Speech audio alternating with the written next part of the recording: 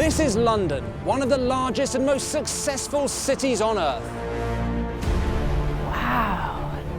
Its story spans 2,000 years of daring invasions, catastrophic fire, heroic ambition, and astonishing technological transformations. From the Romans to the Tudors, from the Vikings to the Victorians. For years, this was the capital of the world, ruling over an empire of billions. So how did London rise up from an uninhabitable marshland to become the thriving 21st century city we see today? In this series, we'll reveal the crucial events that changed the very shape and size of London.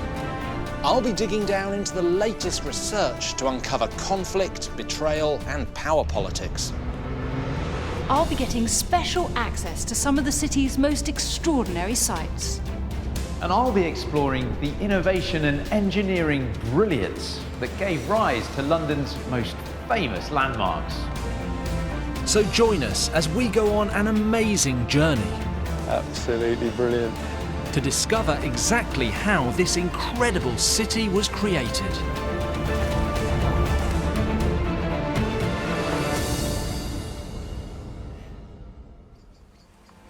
Our story began with London's Roman origins. This is original Roman outer facing. These stones were placed here by the Romans 2,000 years ago. Absolutely. Then, after bitter invasions by the Saxons and Vikings, the city emerged triumphant as the country's capital. In this chapter of the story, we'll track how London transforms yet again.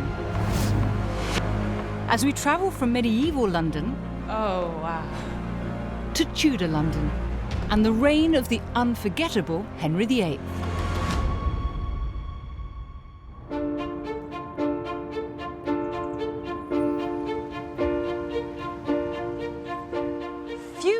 Can have had as much of an impact on London as the one at which we've arrived today.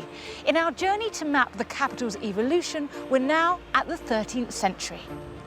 London was about to become one of the world's greatest cities, an esteemed centre of power that would dominate Europe and beyond. It was now a city of 80,000 people and the capital of the country. But it was split into two competing areas. To the east, there was the walled city, originally built by the Romans. Here, merchants controlled the purse strings. And over in the west, 2 miles upriver, was Westminster, owned by the monarchy.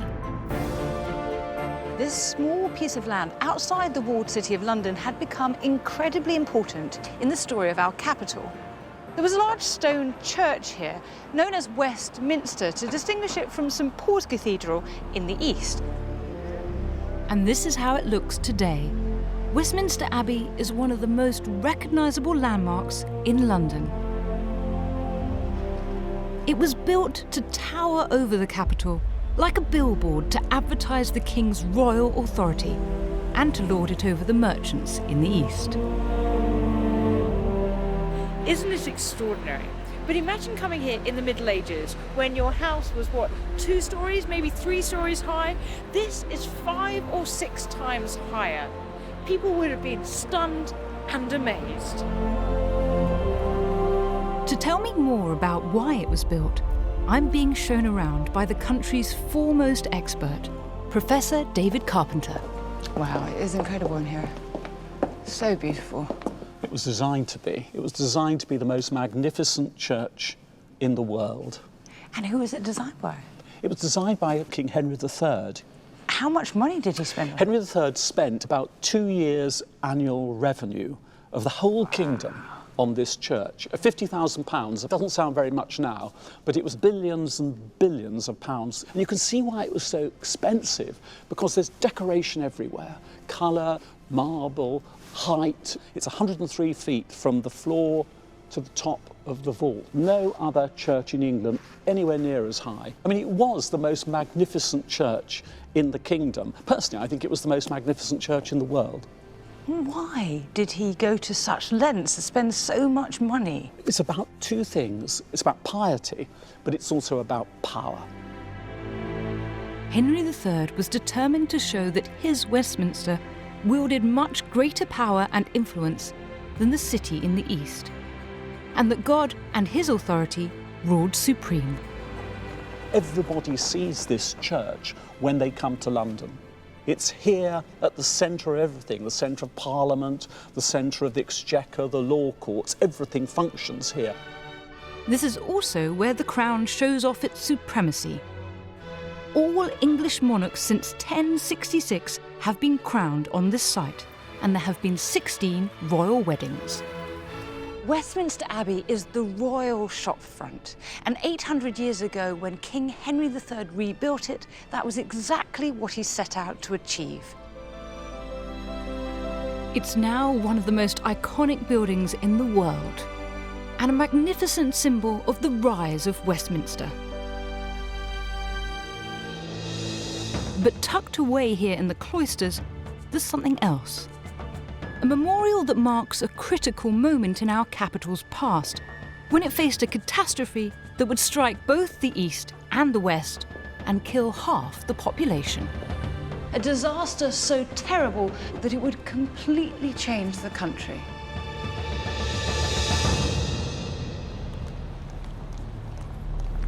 This is London's Millennium Bridge, a busy pedestrian crossing of the Thames joining Southwark back there with the City of London just up ahead.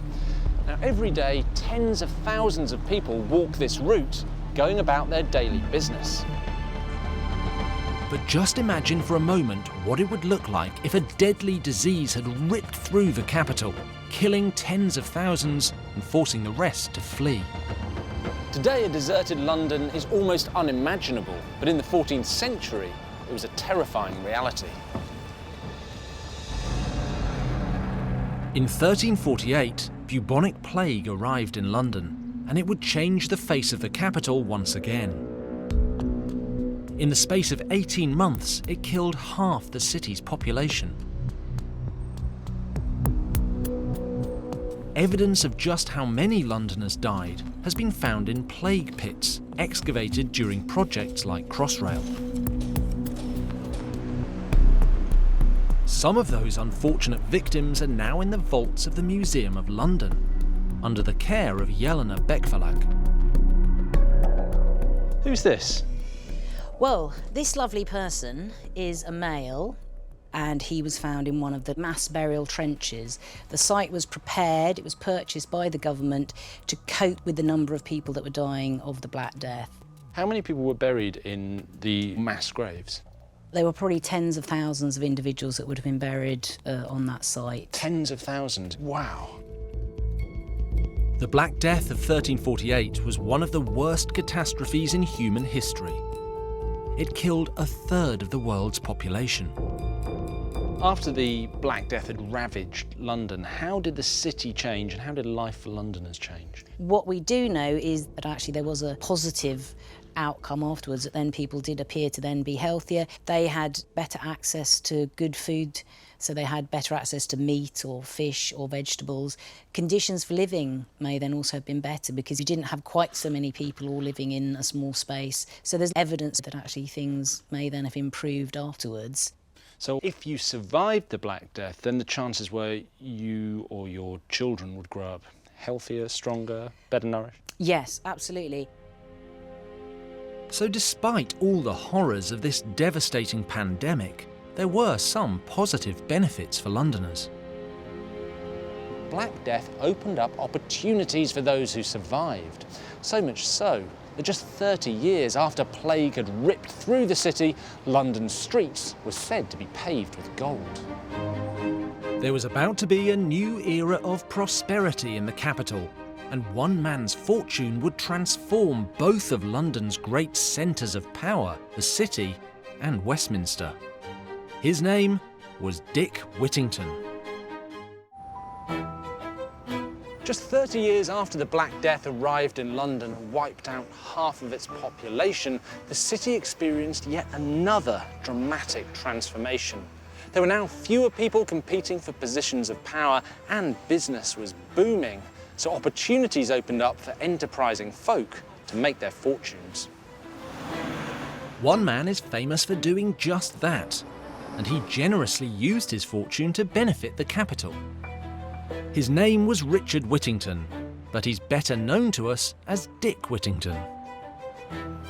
Now in pantomime, Whittington's the original poor boy done good who came to London because he'd heard the streets were paved with gold and ended up making a fortune and becoming mayor, largely thanks to his amazing mouse-catching pet cat.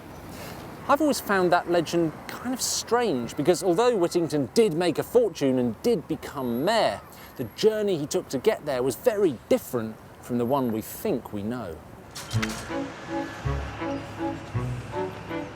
No one really knows if Whittington had a cat at all, and he was far from being a street urchin when he arrived in the capital.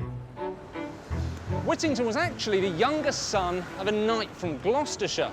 He came to London in the 1370s and got himself apprenticed in the mercer trade. That meant he was selling cloth, and lots of it. Whittington made a fortune, and he used his wealth to set up a sideline in money lending, and that would help to keep both sides of the capital happy. Then, as now, money was power, and Whittington had a lot of money. So it was no surprise in 1397 when his status as one of London's leading merchants, combined with his friendship with kings who bought his cloth and borrowed his cash, led to him being installed as London's mayor for the first of 4 terms.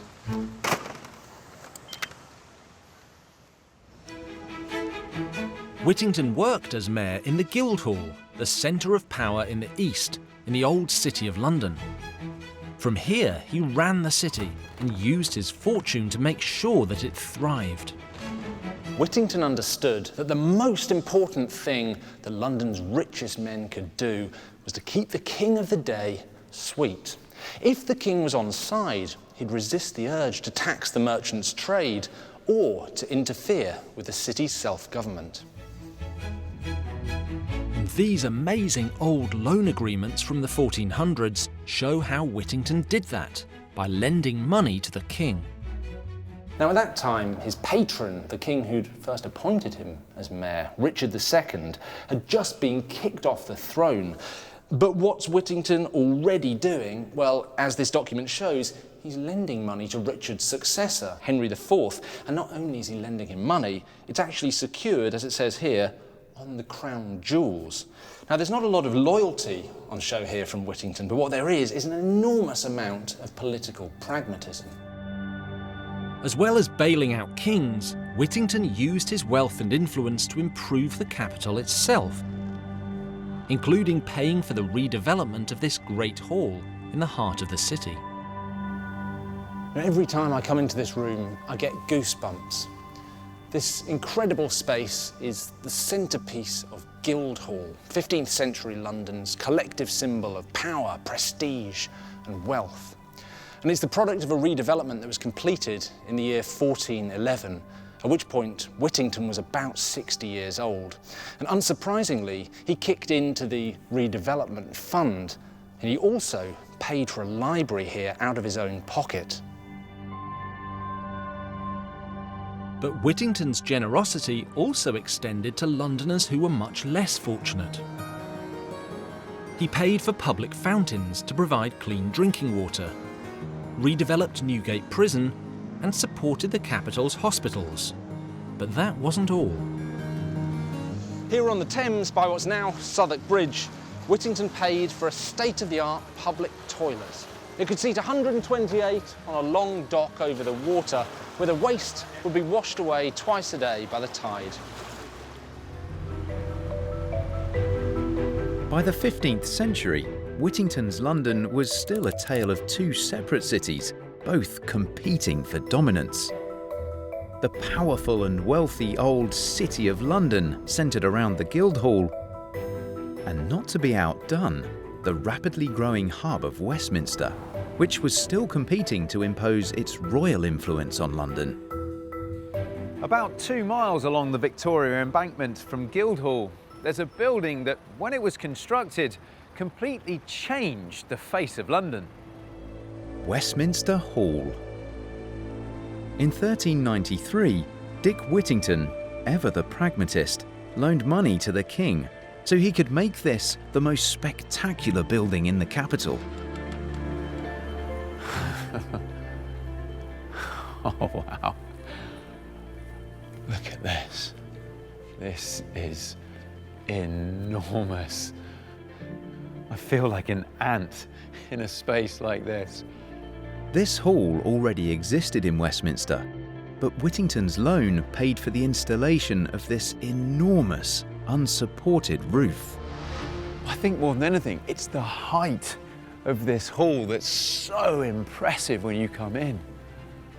It's absolutely stunning. And the space this affords you is incredible. It's 20 metres across and a good 70 metres long. The aim was to create a masterpiece, more impressive than any rival building in the City of London. Even after more than 600 years, Westminster Hall is still one of the largest public interiors in London, alongside some of the capital's grandest railway stations like Waterloo and King's Cross. So it's not really surprising that ever since its construction, Westminster Hall has taken centre stage in the life of London. These walls have witnessed some of the most famous events in London's history, and there are a few plaques along the floor here to commemorate them. It was in this cavernous space that William Wallace, aka Braveheart, and would-be terrorist Guy Fawkes were both sentenced to death. It was also where King Charles I learnt that he was to lose his head. And finally, this magnificent hall played a particularly important role in our story of the growth of the capital. Back in the 16th century, Westminster Hall hosted the celebrations that ushered in the Tudors, a royal dynasty that gave us two of our most famous monarchs, Henry VIII and Elizabeth I. These two rulers would bring a new age of expansion to London, bringing the city and Westminster together, turning London into a single entity that would grow bigger, more crowded, and more powerful than ever before.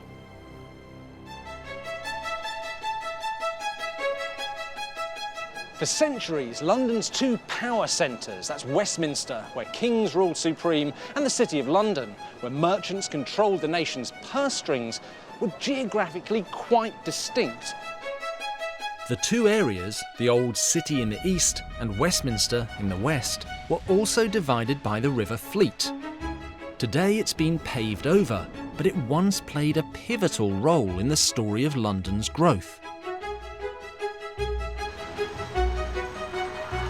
Here at Ludgate Circus, I'm actually crossing right over the River Fleet, just as thousands of people do every day, most of them without even knowing they're doing it. But back in Tudor times, below me was a substantial body of water which often flooded. And where we've just walked was a bridge connecting Westminster, a mile or so down there, with the City of London, just up ahead. According to historian Dr. Matthew Green, the street that crossed the River Fleet became the most important in the capital. So Matt, where are we right now? So we're on Fleet Street, which is the world-famous home of the media industry. And why was this street so important? Well, if you think about it, we're standing in between the financial centre, the city, which evolved from the old Roman city. Further down there, we've got Westminster, which was the political hub. Fleet Street physically connected the two. So I guess it's like an artery of power linking the two together. Yeah, you had all sorts of courtiers and diplomats and merchants, important people whizzing back and forth down this street. And because of that, it became a lightning rod for news and gossip, the world's first information superhighway. And it was along this vital artery, Fleet Street, that 16th century London began to expand. Buildings sprang up in the green fields between the two great centres, and over the following years, they would become one single entity. Over in Westminster, the king was about to embark on a brand new development that would astound and amaze. It was called Whitehall. This was a king who threw out the rule book, and in so doing, transformed London. He was, of course, Henry VIII.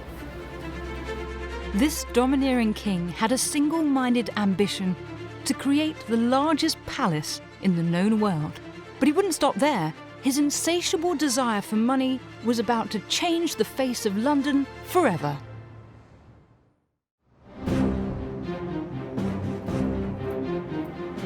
In 1529, Henry VIII had already been on the throne for 20 years.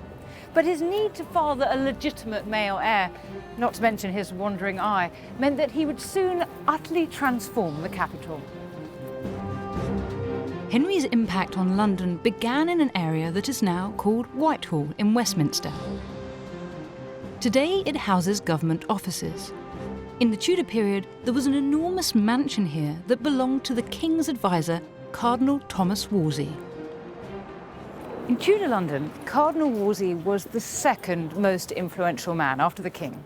He was Lord Chancellor. He was head of the Catholic Church in England, and he built himself fantastic palaces, palaces practically fit for a king. That was his first mistake. Added to that, in 1529, Henry wanted to marry his mistress, Anne Boleyn, and Wolsey failed to get an annulment of Henry's marriage to Catherine of Aragon. That was his second. In retaliation, Henry had Wolsey charged with treason, and he seized the Cardinal's desirable London residence for himself.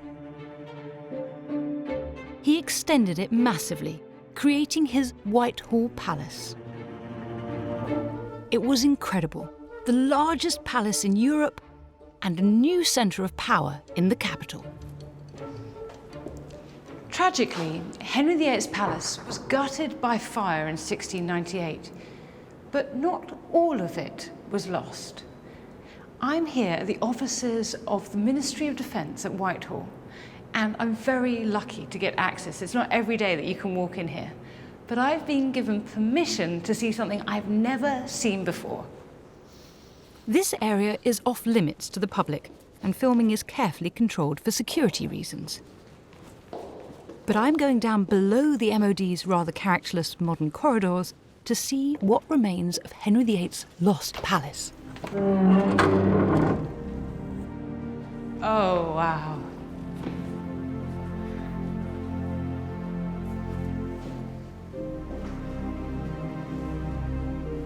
This is incredible. This is a water chamber. It was Henry VIII's wine cellar from his Whitehall Palace. So this is a palace that dominated this area of London, and this is all that survives of it. This is a place that Henry lived, he was married, he died. And we know that he used to come down to his wine cellars and sit down and gamble at cards with his men. Probably had a glass of wine as well too. And here I am in the space that he would have done that. This small wine cellar is all that survives of a massive complex of buildings that radically increased the size of Westminster. By the time it burnt down, Whitehall Palace contained more than 1,500 rooms and stretched over an area from Trafalgar Square down to Downing Street and out to the Thames. In fact, let me show you. This is a modern map of London, and we're here, and it stretched over this whole area here. So let me show you here. So we've got Trafalgar Square, all the way down to Downing Street, out to the Thames, although the Thames was a bit nearer then, and back again. So it covered some 23 acres of prime London real estate. Henry had created an enormous private playground, but this was just the start. His insatiable greed would go on to utterly change the shape and character of London.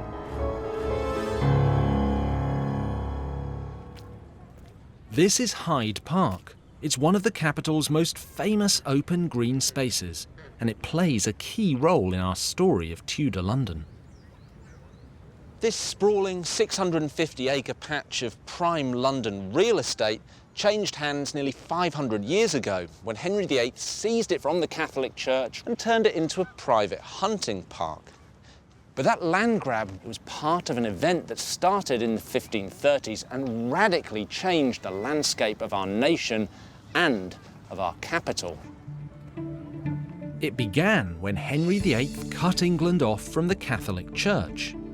He then set his sights on taking over all their land.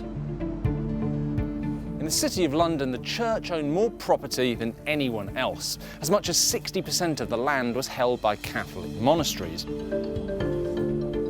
Here at the London Metropolitan Archives, there's an etching that shows just how the capital's skyline was dominated by buildings owned by the church. This is the Flemish artist Anthony van der Vingaard's panorama of London. It was originally created in 1550, and you really do get a sense of the whole of Tudor London stretching out as seen from the south bank of the Thames. Here's London Bridge, we've got St Paul's here, and dotted around really all over the city are monasteries, some of them in prime locations right by the riverfront. From 1535 onwards, the church's massive London property portfolio was targeted by Henry VIII. In most cases, properties were simply handed over, but for the few who refused to conform to the king's will, there was bloodshed. Like here at Charterhouse in Smithfield. The site covers about 13 acres, and in the early 1530s it had an annual income of around £640. Today that would be about £250,000. It also had a leader, Prior John Houghton, who strongly disapproved of Henry's sweeping religious changes. And that would be a bad combination. On the 4th of May 1535, the king's trusted servants were sent to Charterhouse to insist that the prior and his monks acknowledge Henry as the head of the church. Historian Jenny Draper is an expert on what happened next. Wow. Jenny, this is such a beautiful space, it's hard to imagine anyone not being happy with it. But what was Henry VIII's problem with Charterhouse? Well, the Charterhouse monks were really popular with the people, so when they didn't agree to his supremacy of the church, it was seen as a real threat to him. And how did he react to that threat? The prior, John Houghton, was hanged, drawn and quartered. Which is not a nice way to go. It's one of the worst ways you can go. He's taken to Tyburn. He is hanged until he's nearly dead. They cut him down before he asphyxiates. They cut him open here, and they take all his insides out. And then they cut him into quarters. Right. His arm was nailed to the door of the Charterhouse. Now, if I was a monk at Charterhouse and I saw my boss's arm nailed up there, I'm sorry, I'm falling straight into line and I'm taking the oath, right? Absolutely. Well, that's what I'd do. But it's not what they do. I mean, to them, it's not just a matter of life and death. It's a matter of their souls, their eternal souls. They cannot call Henry the head of the church. It goes completely against their convictions. So most of the monks in the Charterhouse refuse to take the oath, even after that. So they're also arrested. They're put in the Tower. And they are starved to death. Oh. So at that point is the end of Charterhouse as a monastery under Henry VIII? Yeah, Henry VIII takes hold of the land and the buildings. He uses it as a storage space, essentially. He doesn't ever live here, he just leaves his stuff here. Wow. So at the end of all this process, Henry's got rid of all the monks who wouldn't do what he said, and he's got Charterhouse. It's kind of a win-win. For him, yeah. For him. Henry's brutal seizure of Charterhouse was the beginning of a land grab that would turn him into the capital's richest property tycoon. He bagged himself hundreds of acres of London, which he then rented out or sold on to the gentry and nobility for a massive profit. This was a cataclysmic, traumatic time that changed the whole belief system and the landscape of the country. And London, with its unusually high concentration of religious houses, was utterly transformed. But this ill-fated monastery still had another role to play in the checkered history of London. In 1558, Elizabeth I, a new Tudor monarch, stayed for a week as a guest here. In fact, she prepared for her coronation in this very chamber. It was during her reign that London would begin the next stage on its journey to become the capital not just of a nation, but of an empire. And it was the swashbuckling exploits of Elizabethan adventurers who would lead the way.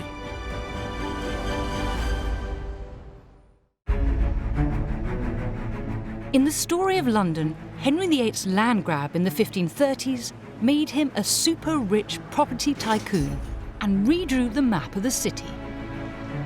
By the time his daughter, Queen Elizabeth I, took the throne, London was also a thriving port, taking full advantage of its position on the Thames. Elizabeth was crowned in London in January 1559, and the city that turned out to cheer her was already a trading powerhouse. Every necessity, every luxury that you could think of was coming in and out of London. Wool, wine, timber, pitch, tar, soap, you name it. London was booming, but it was also growing, and fast.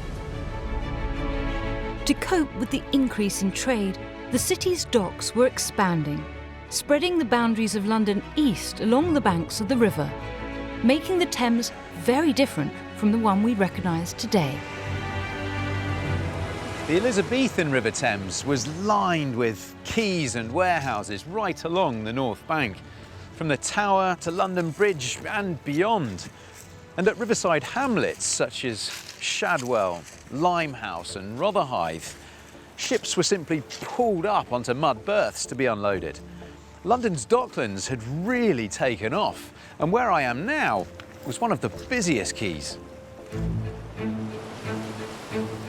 But the docks were about to get even busier.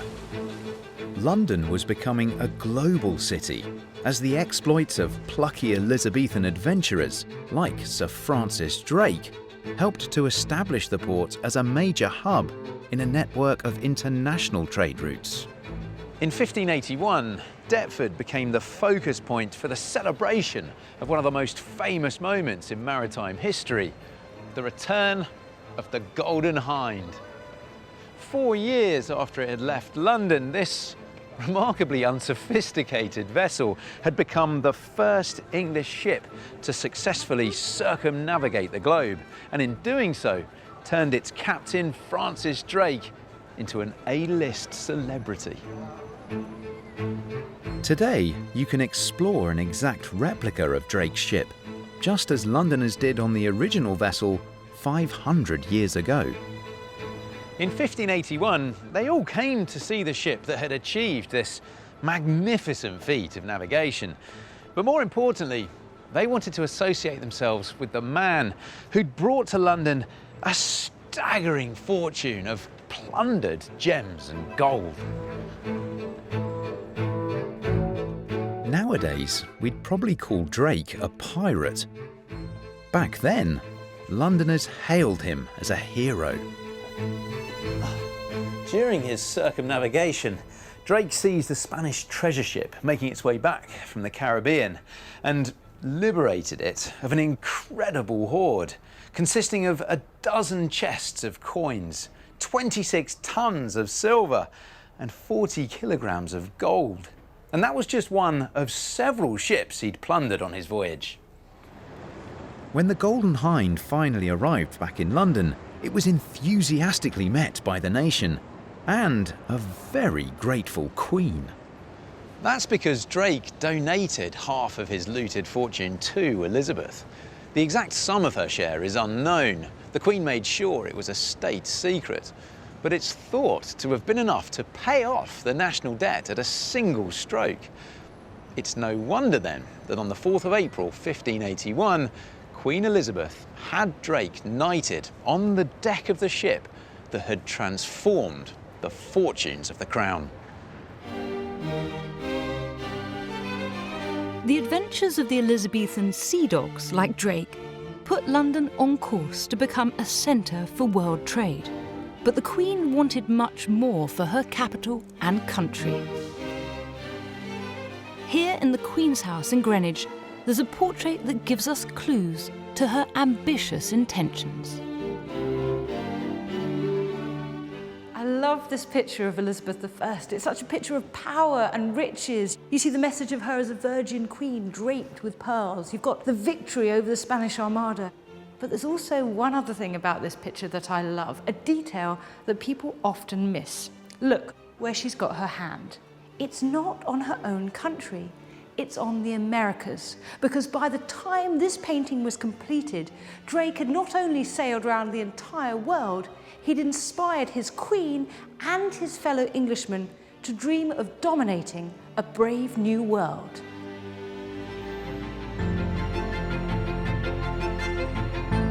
London's maritime might would take control of trade routes that stretched from the Americas via the Caribbean to Southeast Asia, importing tobacco, spices and potatoes.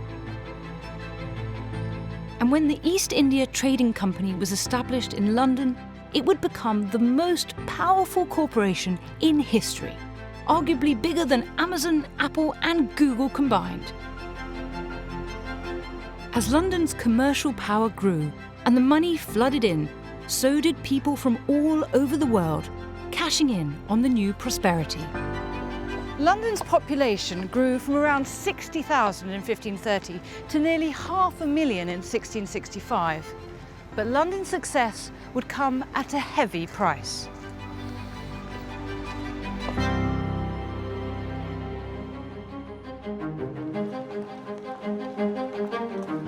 At the end of the Tudor period, London was famous across the world as a centre for international trade.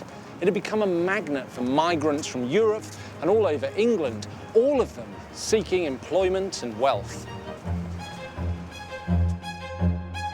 In the 13th century, when we began this chapter of the story, London was simply 2 settlements on the Thames, with a population of just 80,000 people. But 3 centuries later, despite the ravages of the plague, that population had exploded by a factor of 6, and close to 500,000 people now called it home. The result was a significant change in the appearance of the city. And this is what it looked like. London, as this engraving originally from the Times shows us, was still divided into distinct areas of population. So here, north of the Thames, distinguished by all of these spires and the buildings higgledy-piggledy on top of one another, is the city, bounded by the walls. It's what we still call the City of London. Here, on the other side of the river, spreading out from the southern end of London Bridge, where we can see all these traitors' heads rather gruesomely impaled on spikes, well, this is Southwark. And over here to the west, beyond the limits of this engraving, is Westminster. And that too had expanded, developed and grown. London was still very much a low-rise city, but it was now crammed full of buildings. And its cramped housing and dense population would turn out to be a lethal combination. In 1665, a massive disaster hit the city, and it arrived on the River Thames. London's wealth, its booming trade, and its political influence all came ultimately from the wharves and docks that lined this stretch of river. But that same river that had done so much to make the city rich would in 1665 usher in the first disaster that transformed London. Because as well as valuable goods, the ships arriving here from the continent brought a deadly disease.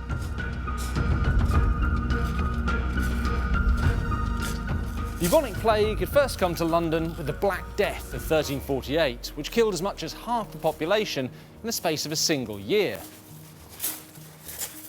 But over the next 300 years, plague returned to Britain 40 times. Sometimes the outbreaks were mild, sometimes they claimed hundreds or even thousands of lives. And in the 1660s, plague returned to the capital with a vengeance. It started in December 1664, just outside London, when the first plague death was recorded. These are bills of mortality. They're official government records of the deaths that occurred in London in the year 1664 and 1665. And what they tell us about the spread of plague is something quite extraordinary.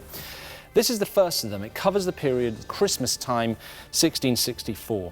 And it's a list of the usual things that people were dying of in the 17th century. So we've got 15 deaths of dropsy, 7 deaths of rickets, 1 death from wind, which I think must be a pretty horrible way to go. 1 person died from the plague, and that occurred in St Giles in the Fields. Then we move on to the summer. Well, now plague deaths have rocketed. There are 470 recorded in a single week, and deaths from consumption and deaths from fever have both gone up. A month later, 2,010 people died of plague, and by the time we get to the end of August, 6,988 people have died of plague in a single week. This is an epidemic of apocalyptic proportions. As the Great Plague raged throughout the summer, those who could afford to leave the city fled, but hundreds of thousands stayed and died. One of our best guides to London at the time of the plague is the diarist Samuel Pepys. Now, we know he stayed in the city during the plague because in his diary he kept a grisly log of the numbers of people who died. He writes that up to 6,000 people died every week, and all you could hear day and night was bells tolling for the dead. Now, by 1666, the population of London had fallen by between 1/4 and 1/3, but there was much, much worse to come. In the 1660s, London streets were lined with Elizabethan townhouses, like these distinctive black and white half-timbered style buildings. You've got leaded windows, those diagonal and horizontal wooden beams, and that characteristic overhanging first floor. But these are timber-framed buildings with open fireplaces, and in an age before modern building regs and health and safety, that was going to prove a deadly recipe.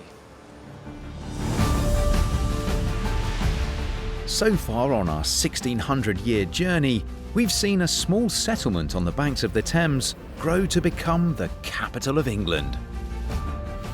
We've witnessed how the old city and Westminster came together to create one centre of power.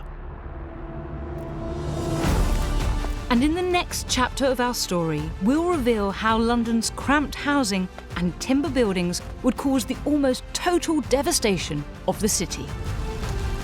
The Great Fire would leave only 20% of the city standing.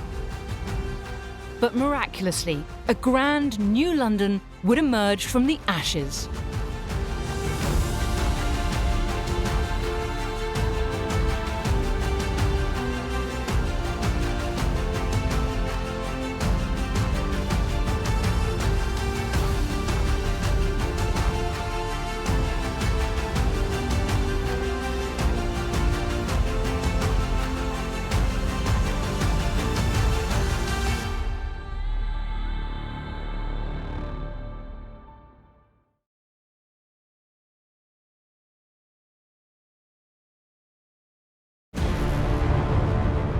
This is London, one of the largest and most successful cities on Earth.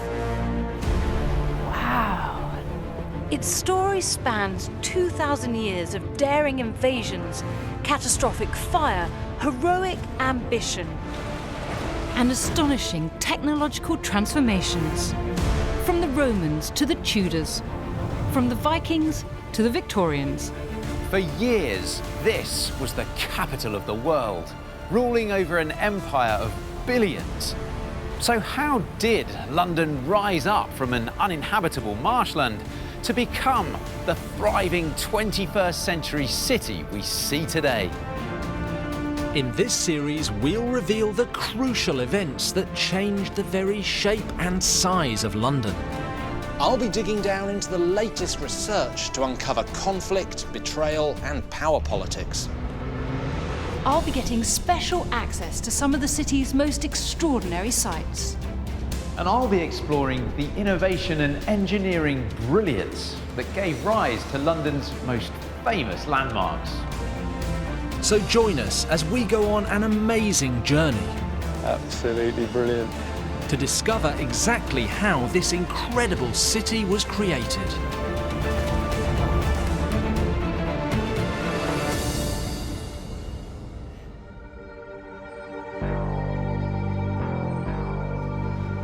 hidden beneath the busy streets of London is the biggest construction site in Europe. Crossrail, the massive new railway being built across the capital. And these miles of newly dug tunnels are offering us something very special, an unexpected window into the history of London. You can't really see it now because those walls have been concreted over, but up there, about 1.5 meters below ground level, archaeologists discovered 19th century Victorian foundations and sewers. And as an army of archaeologists moved in, even more layers of the city's past were uncovered. About 3 meters under the ground, they found a 16th, 17th century burial site, including 3,000 skeletons, some of which belonged to people who died of the Great Plague. 4 meters down, well then, you found artifacts from the time when Westminster Abbey was being built. Their discoveries took them all the way back to the very birth of London. Finally, 6 meters below ground level, evidence from the time when this extraordinary city of London was just a small Roman settlement on the banks of the River Thames.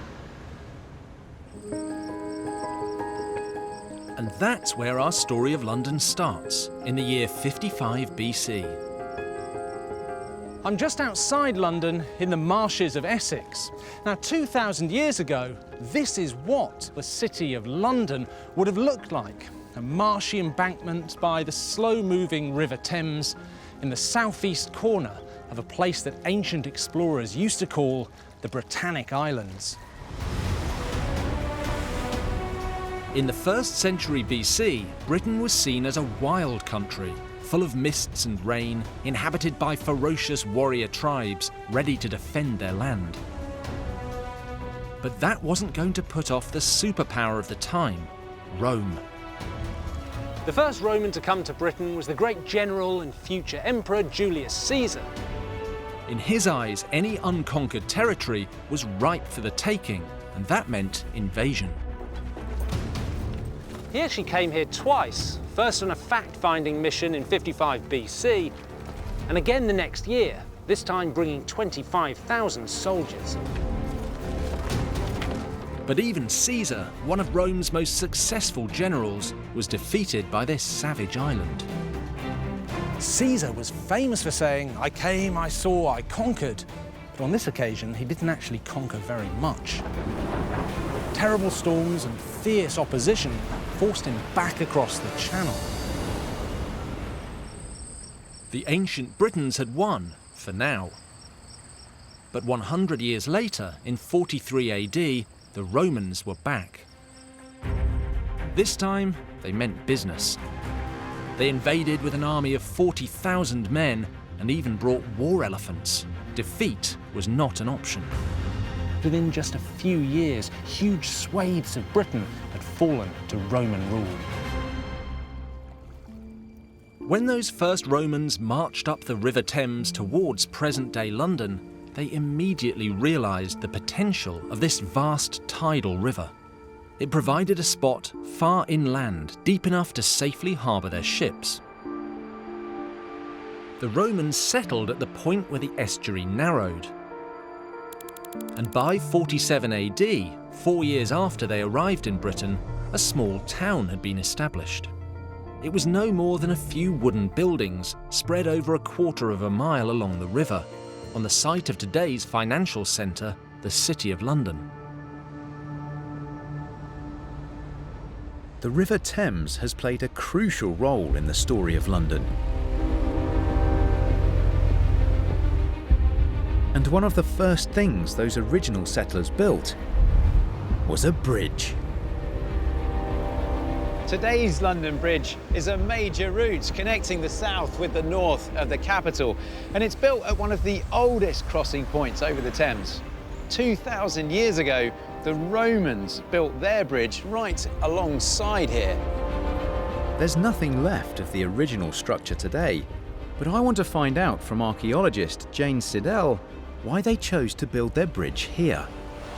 They settled on this side and they settled on that side, so that's why they had to have the bridge, and this was the most logical place to build it. It was narrow, it worked for navigation, and it worked for their settlement.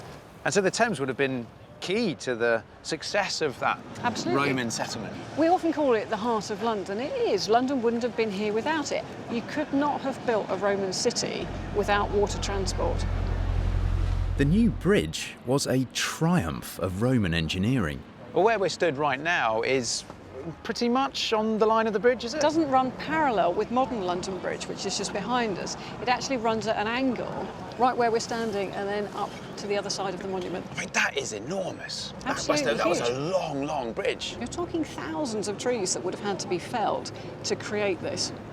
Incredibly, like Tower Bridge today, the Roman bridge could open up to allow large seagoing ships to pass through. There'd have been a winch system. And that would have been manually turned Yep. to gradually lift. Yeah, and the weight would have been enormous. That was state-of-the-art engineering, Fantastic wasn't site, absolutely fantastic site. And it would have been part of the almost the welcome to London. This is a city that's in your face. We want people to come from around the empire. We want to impress them. We want to say, we are here, this is Britain. Remarkably, this crossing point chosen by the Romans would be the site of London's only bridge for the next 1600 years. The building of the bridge marked the moment that the Roman Empire decided to make their new settlement here permanent. They designated the port as an emporium, a place where merchants and businessmen from right across the empire could meet. And they called it Londinium. Over the next 10 years, this busy trading centre boomed. New wharves for ships to dock were built along the riverbank, and the population grew to an estimated 10,000 people, both Romans and native Britons. But just as Londinium was starting to find its feet, it faced a threat to its very existence. In 60 AD, it was almost wiped off the map. The architect of London's downfall is one of the most famous women in British history. She came from an ancient British tribe, the Iceni. I remember my father bringing me here and telling me the story of Boudicca, the warrior queen of the Iceni who wreaked revenge on the Romans. And it's a testament to her enduring appeal that here, outside the Houses of Parliament, there is a statue to her, in image of a woman who scared the living daylights out of those in power. Boudicca's reign of terror began after the death of her husband, the king of the Iceni, when the Romans made a grab for his land, ransacking the countryside, flogging Boudicca and raping her daughters. She decided enough was enough. She and her army of 100,000 men launched a vicious attack on the Roman strongholds of Britain, St Albans, Colchester and London, by then a flourishing centre of trade, and burned them all to the ground. Some 70,000 inhabitants were slaughtered. The fire in London burnt for days, reaching temperatures of over 1,000 degrees Celsius. The devastation was total. The evidence of the destruction can be seen in the fact that deep under the modern city is a thick layer of charred earth, up to ½ a metre deep. Rome's glorious new trading centre lay in ruins. More than 10 years of work had been reduced to ashes. If London was to survive Boudicca's onslaught, it needed help. Would Rome rescue Londinium? The future of the city hung in the balance. London, 60 AD, was a burnt-out ruin, brought to its knees by the British Queen, Boudicca. But the Romans fought back. This new trade hub on the Thames was too valuable to lose. They sent in troops to defend the city and set about creating a new Londinium from scratch. But how quickly could the city recover from such a devastating blow? I'm in the heart of the city, just around the corner, is the Bank of England.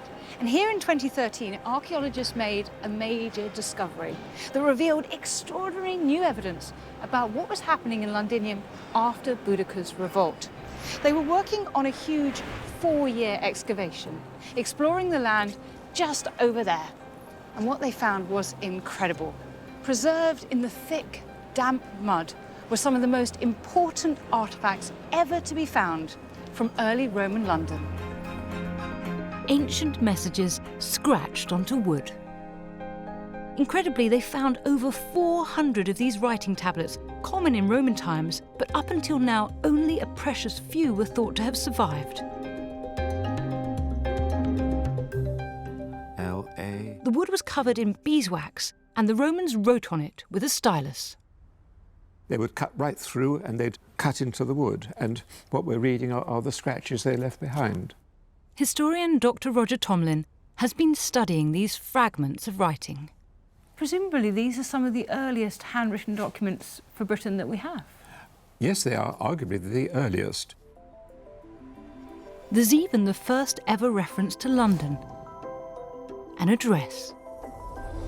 And one of them, dated 80 AD, gives us clues to what was happening just 20 years after Boudicca's revolt.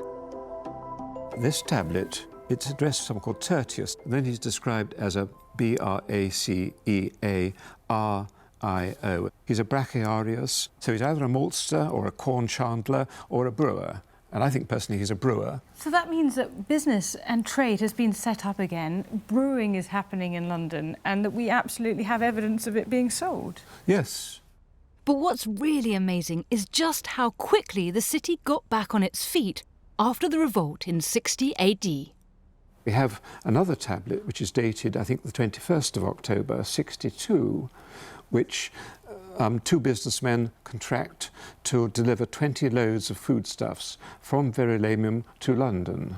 So it's up and running again within a few years? Within perhaps 1 year, 2 years, yes. London can take it. That's amazing.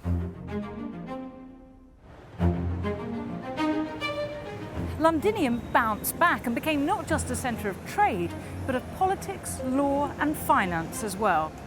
But in just decades after the first Roman soldiers and merchants arrived, this trading emporium had become the capital of the Roman province of Britannia. This city was going places. Roman London now embarked on a major period of regrowth. It reached its height in the early 2nd century, with buildings covering the area of today's City of London. Londinium was no poor relative of Rome. Here in the heart of the City of London, you would have seen large stone-built public buildings just like those you'd have found in any other great Roman capital. In 120 AD, the city's leaders completed a set of massive government buildings on the site of the present-day Leadenhall Market. Where I'm standing now was once right in the middle of the biggest building in Londinium, the Roman Basilica and Forum, joined together in one vast network.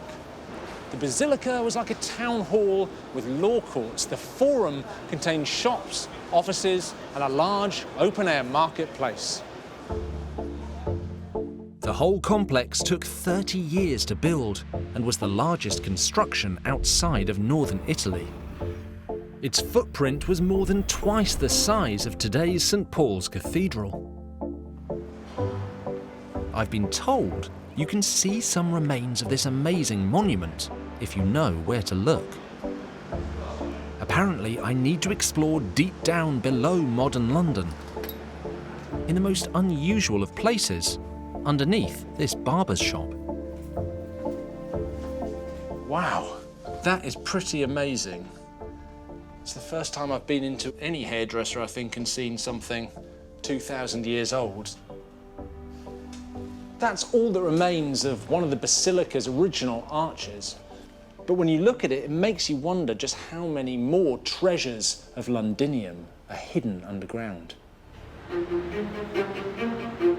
Archaeologists have been hard at work throughout modern London's building boom to unearth whatever remains they can before new foundations hide them forever. And that's led to a major discovery, a truly iconic Roman building. There's one place that says ancient Rome like nowhere else. A place where the blood of humans and animals was spilt for entertainment. The Romans loved horrific spectacle, and in Londinium, it all happened here, the amphitheatre. Yes, London had its very own amphitheatre, and its foundations lie under the present-day Guildhall.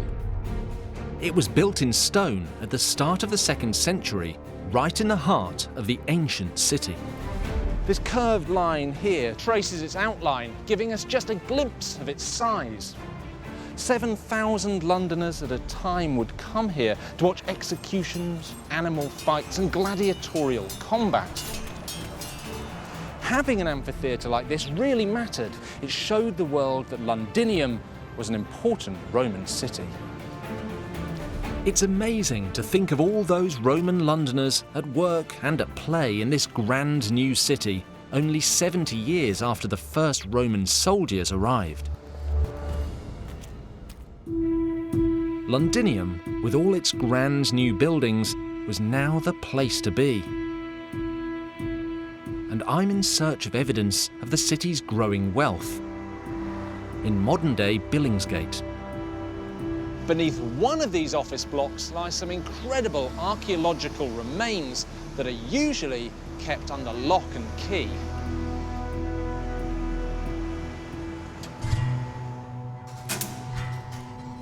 But I've been allowed in to explore the ruins of a large Roman villa built in 190 AD. Wow. There we are. With the archaeologist, Dr. Miles Russell. This is pretty amazing. What are we looking at? Well, we're looking at what's left of a Roman townhouse. So it's a big sort of luxuriant Mediterranean-style house.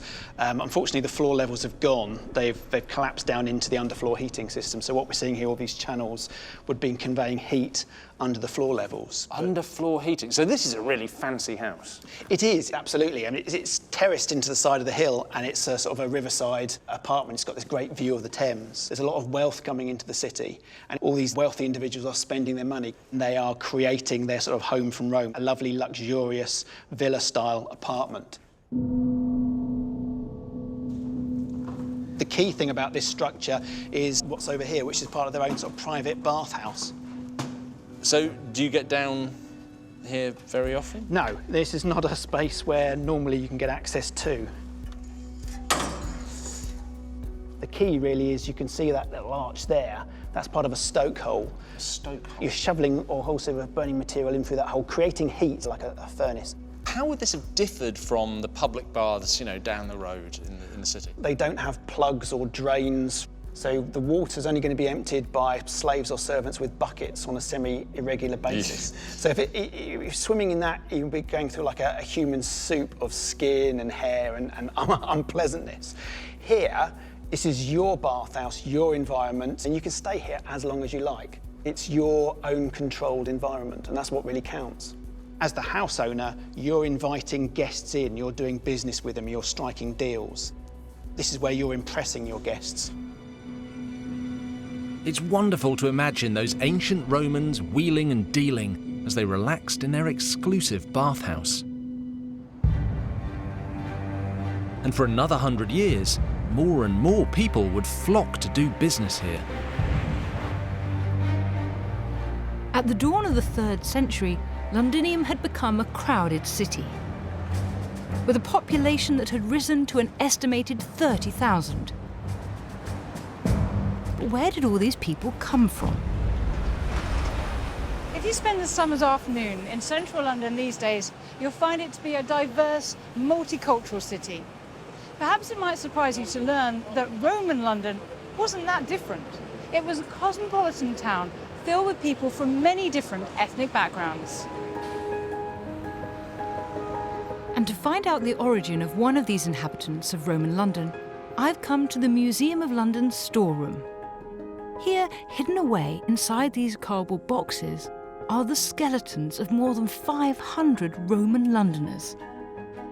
Using the very latest forensic techniques, bone specialist Dr. Rebecca Redfern has made some intriguing discoveries. Your skeleton records lots of information about where you've lived, what kind of lifestyle you had. So by looking at the bones and teeth, we can figure out what they ate and where they might have come from.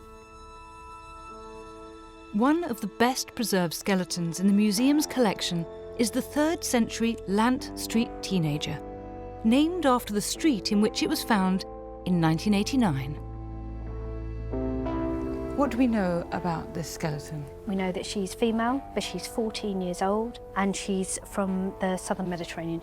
We know that there are a lot of child migrants in London. There's an 8-year-old child that we found who's travelled all the way from Germany, but she's actually travelled even further. Evidence from chemicals in her bones indicates she'd arrived here from a different continent entirely. She's come from possibly North Africa. Wow.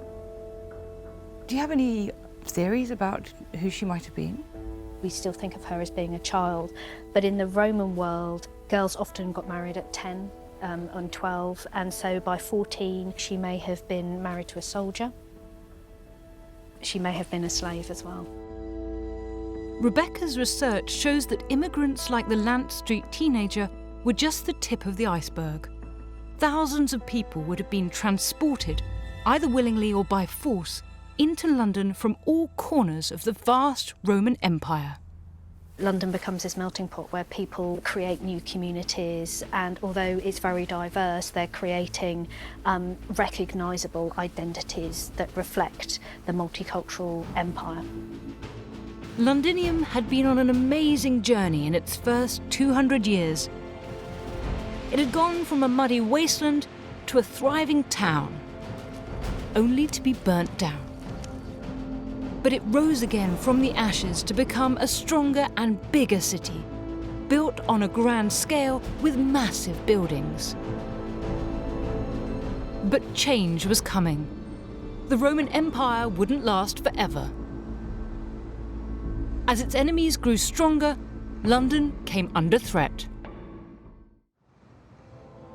Londinium, 200 AD, a rich city and the capital of Roman Britain. It had come a long way from its boggy beginnings. What was once a military outpost was now a prosperous port, a flourishing centre of commerce, and the centre of administration for the Roman province of Britannia. Rome was keen to bolster this key city in the northernmost reaches of its empire. That meant Londinium's biggest and most ambitious building project yet, a city wall. And amazingly, large chunks of this ancient structure are still standing. Now this map shows us where all those remains are, all these red dots. And you can see how it would have enclosed this area in the middle. And it's remarkable how that's been left in place and incorporated into the modern city. Now, I've been told that the most impressive remains are here at Tower Hill, which is why I've come to find out a bit more. I've arranged to meet archaeologist and historian Dr. Simon Elliott, who spent years unlocking the wall's secrets. Now, Simon, I hope you don't mind me saying, but it doesn't strike me as the most impressive Roman structure that I've ever seen. Well, the first thing to remember is this was the first city wall of this size actually built in the province of Britannia. So for the people living here, it really, really was impressive. So what size are we talking about? What are the dimensions of the wall here? Well, it was 6 meters tall when it was built by the Romans, and it was capped with red sandstone. So it would look brilliant from a distance. It would look really, really striking. And what about the other dimensions? How thick is it? It's 3 meters wide. 3 meters is an incredible thickness. Well, it's a very stable wall. I mean, you've got the outer facing here, this is the outer facing.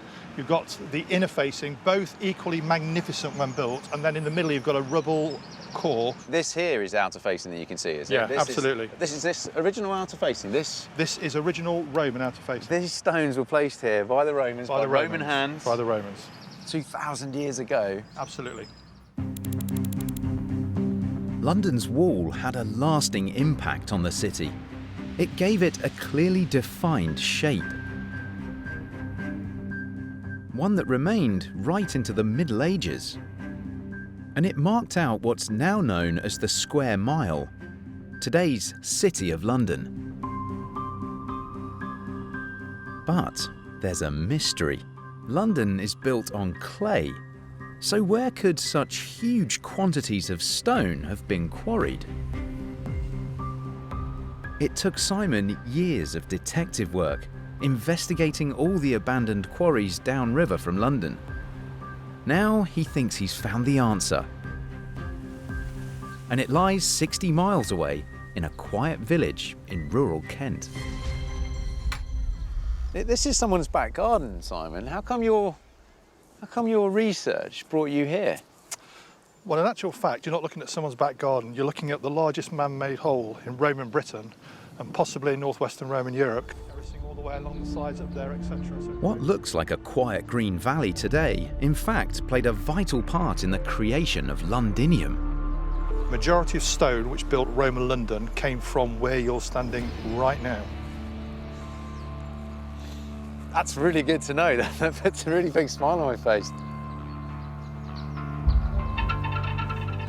Going deeper into the woods, we search out the clues that prove to Simon that this was actually a giant Roman quarry. There's one of the quarry faces there, look. You can see it right there, right in front of you. So that is... That vertical bit is a quarry step. That's the rock face? That's the rock face. So that is the actual rock face that the Romans would have worked on. So here, what you can see are pieces of stone physically extracted by the quarry workers. And Simon's found more proof in the distinctive shape and size of these rocks. They're exactly what he'd expect to find in a Roman quarry.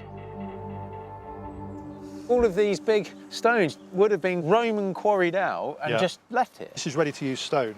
This is the Roman equivalent of sort of an IKEA flat-pack piece of furniture. This would be broken down into smaller pieces and then turned into masonry. So this is the effect of 1,800 years' worth of weathering and wear in an abandoned quarry. Just 5 miles away, at a modern quarry, workers are still digging out the very same seam of stone that the Romans used. This is fantastic. The big difference in the Roman period was there'd clearly be no automation whatsoever. So the place will be swarming with thousands and thousands of workers. These workers had to dig out by hand the 86,000 tons of stone needed to build Londinium's wall. And it took nearly 2,000 boat journeys to transport all that stone back to the city, along the Thames. Who were these people who were doing this backbreaking work, these unskilled labourers? If you're working in a Roman metalla, so a Roman mine or a quarry, you could be slaves, you could be captives from the Roman wars. One punishment was to be condemned to work in the metalla, and follow that through, condemned to work in the metalla to death. You can see this very fine section near Tower Hill Tube Station and you can look at it, but what you often forget is the human story about the people who gave their lives for that stone to be quarried. But not voluntarily giving their lives. No. There was absolutely never going to be any benefit for them in the work that they were doing. Absolutely not at all. It was all for the glory and the power of the Roman Empire.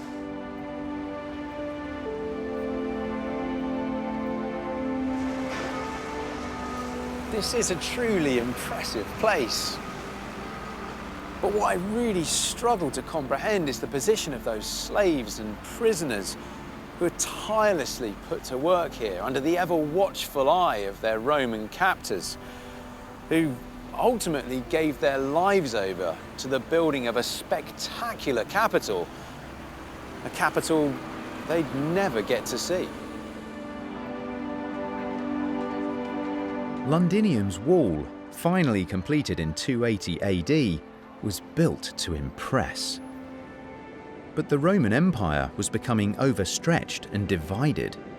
Its barbarian enemies were gaining strength. During the next century, Londinium became increasingly neglected and vulnerable to invasion. The Romans had occupied Londinium for almost 400 years.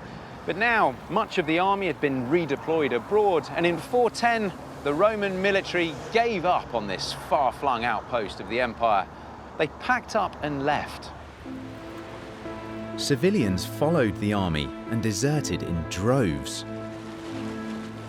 By the end of the 5th century, the city was an empty ruin, which was left to rot for another 100 years.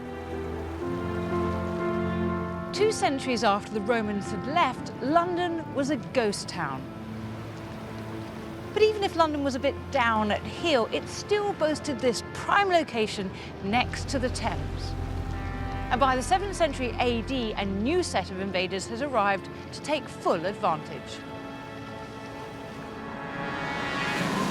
Saxon raiders. By 670, these Germanic warriors had swept through southern England. Now they sailed up the Thames, hungry for new territory.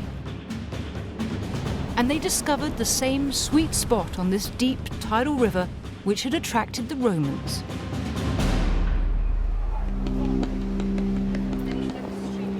But the Saxons settled about a mile west of the ruins of the deserted Roman city in what is now Covent Garden.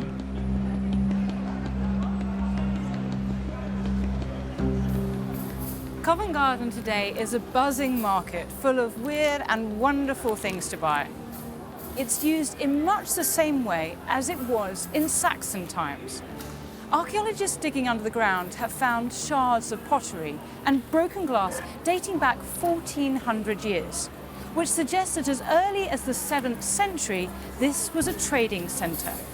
The Saxons called it London which literally means London's marketplace. And it couldn't have been more different from Roman London. With a population of around 7,000, it was only a quarter of the size, and just a small collection of simple wooden houses. A far cry from the stone buildings and paved streets of the old Roman city. But it was sited by the River Thames, and for the next 100 years, trade blossomed. London was a prosperous and wealthy spot, and it soon attracted the attentions of another Northern European people. We call them the Vikings. Once again, the horrors of war and invasion loomed. Saxon London was squaring up for 100 years of bloodshed that would change the city forever.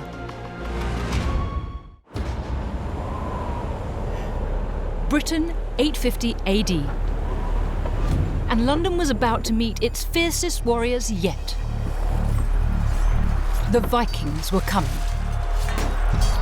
These ruthless raiders from Scandinavia had rampaged through Northern Europe, leaving death and destruction in their wake. The small, undefended town of Saxon London was ripe for the taking. In 851, a raiding party of 350 Viking ships sailed right up the Thames and plundered London.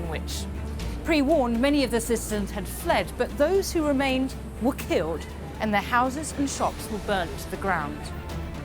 If the city was to survive, it would need radical action. The hero of the resistance movement against the Vikings was a man whose name is now legendary in British history, King Alfred. In 886, he expelled a Viking band that was occupying London. Then he set about reorganising the city's defences. London wasn't the capital of Saxon England. The king had appointed Winchester for that honour. But its strategic location on the Thames was so valuable that there was little doubt the Vikings would be back. Alfred needed a bold plan. He found it in the neglected ruins of Londinium. Its Roman walls would provide protection. So Alfred moved the whole Saxon settlement inside the old city. And as he started to build, London was reborn. As I walk along this street, Cheapside, I'm actually following directly in the footsteps of King Alfred. This road goes from Aldgate in the east to Ludgate just up ahead. And in the 9th century, it was one of the newly designed streets of a place the Saxons called London Burh. London Burh covered the same area as Old Londinium. but with fewer than 10,000 people, it had only a third of the population of the former Roman town. Meanwhile, the old Saxon settlement of Londonwich was abandoned and renamed Aldwych, or the Old Town. A name that survives today. In the new London Burh, Alfred repaired the old Roman stone wall. But if anyone thought that was enough to keep the Vikings at bay for good, well, they were wrong. At the start of the 11th century, just 100 years after Alfred's death, they were back. And this time, the battles over London were fiercer than ever. For the next 50 years, control of London swung between the Saxons and the Vikings. And I'm on the trail of one of the fiercest battles for the city, with historian Dr. Thomas Williams. It took place on the River Thames in 1014. The Saxon king Ethelred was determined to reclaim London from the Vikings. But the Vikings controlled its bridge, key for the city's defence. The London Bridge itself was fortified. It would have been a timber construction, probably with battlements of some sort and towers, very strongly defended. But Ethelred launched a daring attack. Sending his men up the river with grappling hooks and ropes, tying them around the pillars of the bridge, all the while under attack from spears being thrown down and arrow fire, went back down river and dragged these pillars out and sent the bridge crashing into the water. The Vikings were defeated and fled. But London still wasn't safe. Just across the Channel, another group of fearsome warriors was gathering strength. They were called the Normans, and the lands they settled in northwest France are what we still call Normandy. Now, their leader was known as Duke William the Bastard, and he was taking a special interest in England. In fact, he thought he was its rightful king. In 1066, he assembled a large army and invaded.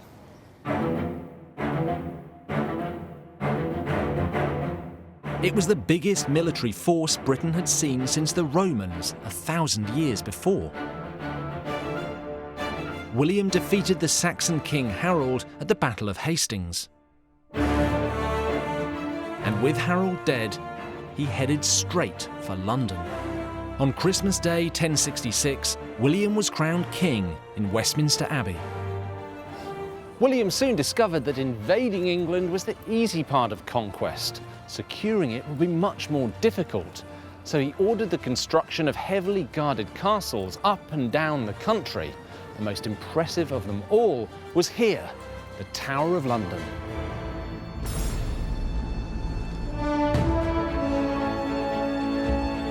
William's imposing fortress, the White Tower, still stands today. His original square keep has been added to by a succession of monarchs to create one of the most famous and recognisable castles in the world. The cream-coloured stone William used was imported from his home region of Normandy, and it was chosen because it gleamed when the sunlight hit it, making it visible for miles around. And then there were the defences, ramparts more than 4 metres thick at the base and soaring almost 30 metres into the sky. William brought in stonemasons from Normandy to construct his tower. They made a statement fortress, fit for a king. The whole project took 20 years to complete, and when it was finished, it was an unmistakable statement of Norman power right on London's doorstep. William died before he could see his tower completed, but he left behind an extraordinary monument to power and oppression. Its most famous features, the onion-shaped domes, were added during the reign of Henry VIII. But the original fortress was so impressive, it would have scared the native Londoners into submission. The finished building completely dominated the city of London beside it. This was the tallest building that Londoners had ever seen, like an 11th century shard, only garrisoned with foreign soldiers. William's new fortress became the stronghold for a dynasty of Norman kings which would last almost a century. Life under Norman rule brought stability and meant Londoners could get back to what they were good at: trade. The city grew behind its walls, and by 1250, the population had risen to nearly 80,000, surpassing the levels of its Roman heyday.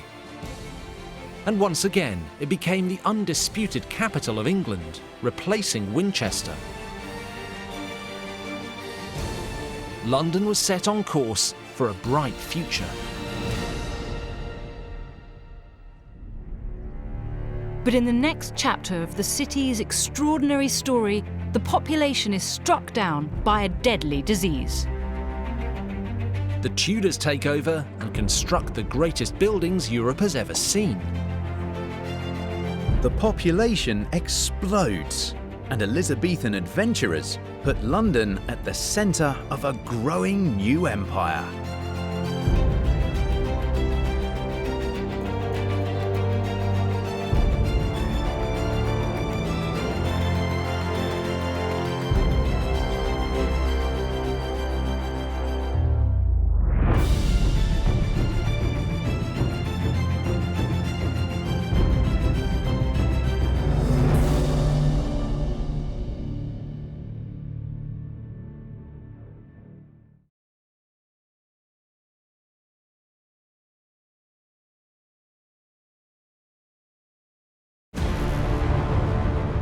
This is London, one of the largest and most successful cities on Earth.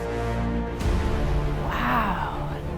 Its story spans 2,000 years of daring invasions, catastrophic fire, heroic ambition, and astonishing technological transformations. From the Romans to the Tudors, from the Vikings to the Victorians. For years, this was the capital of the world, ruling over an empire of billions. So how did London rise up from an uninhabitable marshland to become the thriving 21st century city we see today? In this series, we'll reveal the crucial events that changed the very shape and size of London. I'll be digging down into the latest research to uncover conflict, betrayal, and power politics. I'll be getting special access to some of the city's most extraordinary sites. And I'll be exploring the innovation and engineering brilliance that gave rise to London's most famous landmarks. So join us as we go on an amazing journey. Absolutely brilliant. To discover exactly how this incredible city was created.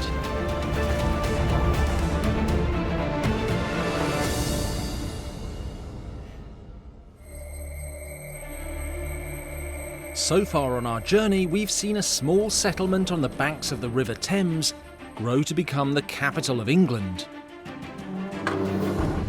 boasting some of the grandest buildings in Europe. I feel like an ant in a space like this. We've witnessed how the greed of Henry VIII changed the face of the city and tracked the devastating plague that wiped out a quarter of the population. In this chapter, we pick up the story of London in 1666, when the capital faced a new disaster that threatened to wipe it from the map.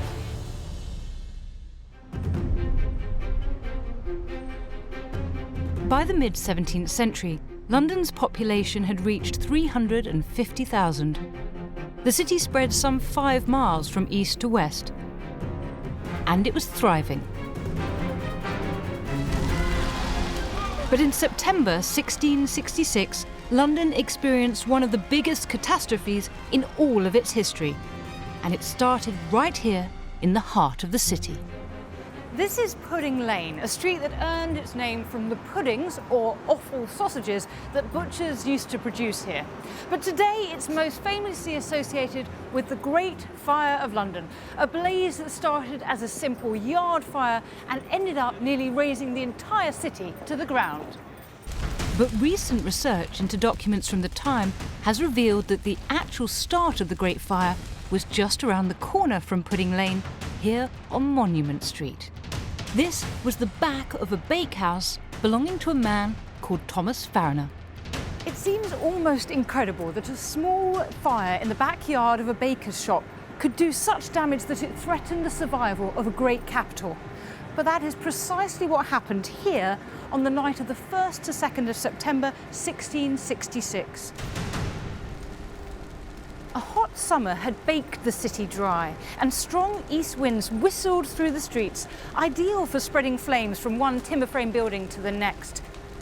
Add to that the fire started at a time when it could do maximum damage, in the early hours of a Sunday morning when most people were blissfully asleep.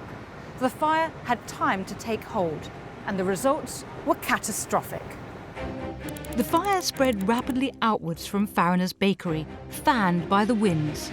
It tore through warehouses on the riverfront, storing pitch, tar, hemp and other flammable goods.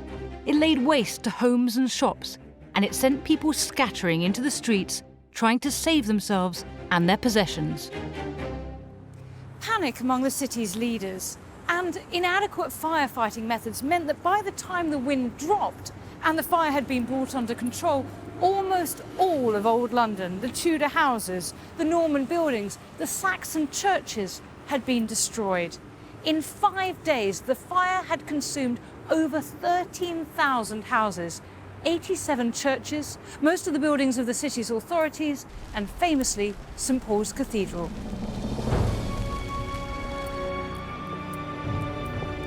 I'm scaling the memorial to the Great Fire, the Monument, to relive the experience of the famous diarist Samuel Pepys. On the 5th, just as the fire was starting to die out, Samuel Pepys climbed the tower of All Hallows Church in Barking, just over there, to see for himself the devastation the fire had wrought to his beloved London. He later wrote about it in his diary, saying it was the saddest sight of desolation I ever saw. I became afeard to stay there long, therefore down again as fast as I could, the fire being spread as far as I could see. Nearly 80% of the City of London down there had been reduced to ashes. The survivors could only look around their ruined city and despair. 100,000 Londoners were homeless. The Great Fire was one of the most disastrous episodes in London's past, and many thought it would never recover. But it had taken some 1,600 years to build this city, and it was not about to be snuffed out. One man saw the almost total devastation as an opportunity to build a grand new capital. Ask a Londoner and they'll most likely know the architect of this great cathedral, St. Paul's, was of course Sir Christopher Wren. But what they may not know is that this London landmark with its splendid dome was one part of a much more ambitious, grand plan. And if Wren had had his way, London would look radically different. A week after the Great Fire had almost razed the city to the ground, King Charles II invited ideas for a new London, and Wren responded. Historian Leo Hollis has studied Wren's plans for a new kind of London. Wren imagined a modern city that would compete with Paris or Rome. Exquisite to look at, elegant, ordered, measured. One can sort of see a brand new grid system. There are these squares, these piazzas. He was thinking about the grand public spaces where people would meet. Although Wren's plan was considered, it wasn't approved. But there was one significant feature that was, eventually, given the go-ahead. A magnificent new St. Paul's Cathedral. To get it commissioned, he first had to build an elaborate model that's now locked away in one of the cathedral's hidden rooms. I mean, it is like a Wendy house for a very, very spoilt child, isn't it? Wren's first two designs had been rejected outright, so he was hoping this model would persuade King Charles, the church bishops, and city officials to give his third design the go-ahead. Wren was convinced that this was the one. So he and Charles thought that building the model would be the thing that would persuade all the other partners within the deal. And did it work? No, it was a disaster. Again, the bishops hated it. And it was said that Wren went home and wept that night. But Wren did create one more design, and that finally got the approval of all the important clients. What happened after that was extraordinary, which is Charles whispered into Wren's ear, you can make any alterations that you like, you don't have to come back, just start building. And almost instantly, Wren started to rethink the whole cathedral. In the end, it took 35 years to complete, and the most ambitious part of the whole cathedral was its famous dome. Even today, it dominates the skyline. But imagine if Wren's scheme had been accepted and London had been rebuilt according to his plan. Instead, it retains its irregular, rather chaotic, but I like to think rather charming streets. And within a few years, it was back up and running. And it would grow bigger and richer than ever before. But it would also become a city divided. While the super-rich turned London into their playground, it was a very different story for the poor. Within just 10 years of the Great Fire of 1666, large areas of London had been rebuilt, giving the city a grand new facelift.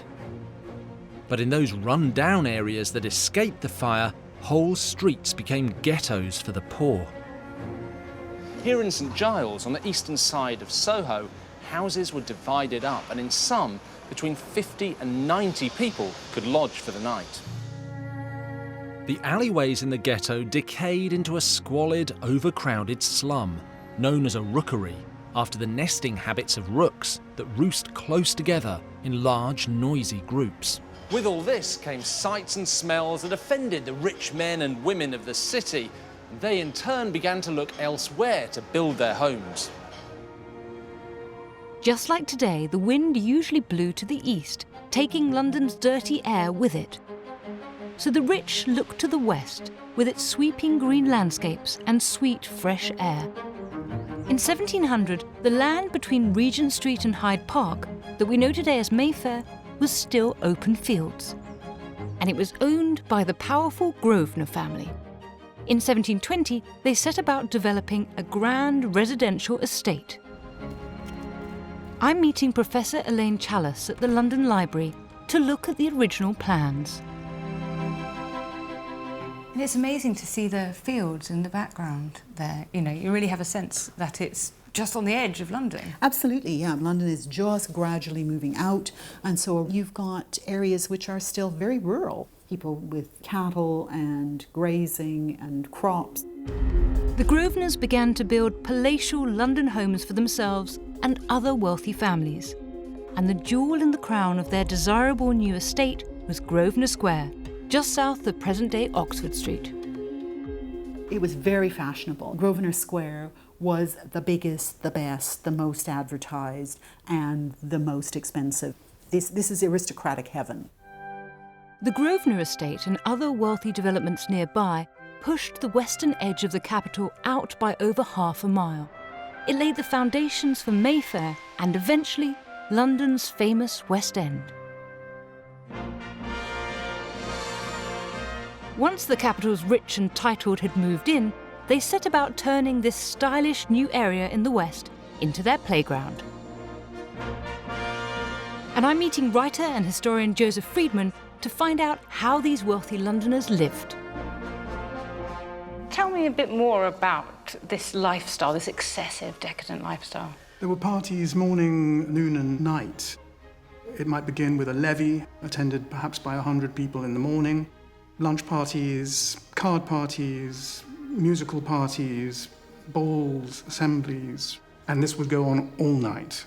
Some parties only began around midnight. Why did they spend so much time in London? Why did they invest in it in such a way? London in the 18th century was perhaps a more important capital city than that of any other nation-state in Europe. London was the centre of political life, commercial life, cultural life, social life, etc., in a way that other foreign capitals were not. As the capital's wealthy were living it up in the rapidly expanding west side of the city, the situation for the poor in the east was getting worse. Here, people lived in crowded slum housing and workhouses, and life was so hard that many were forced to beg for food.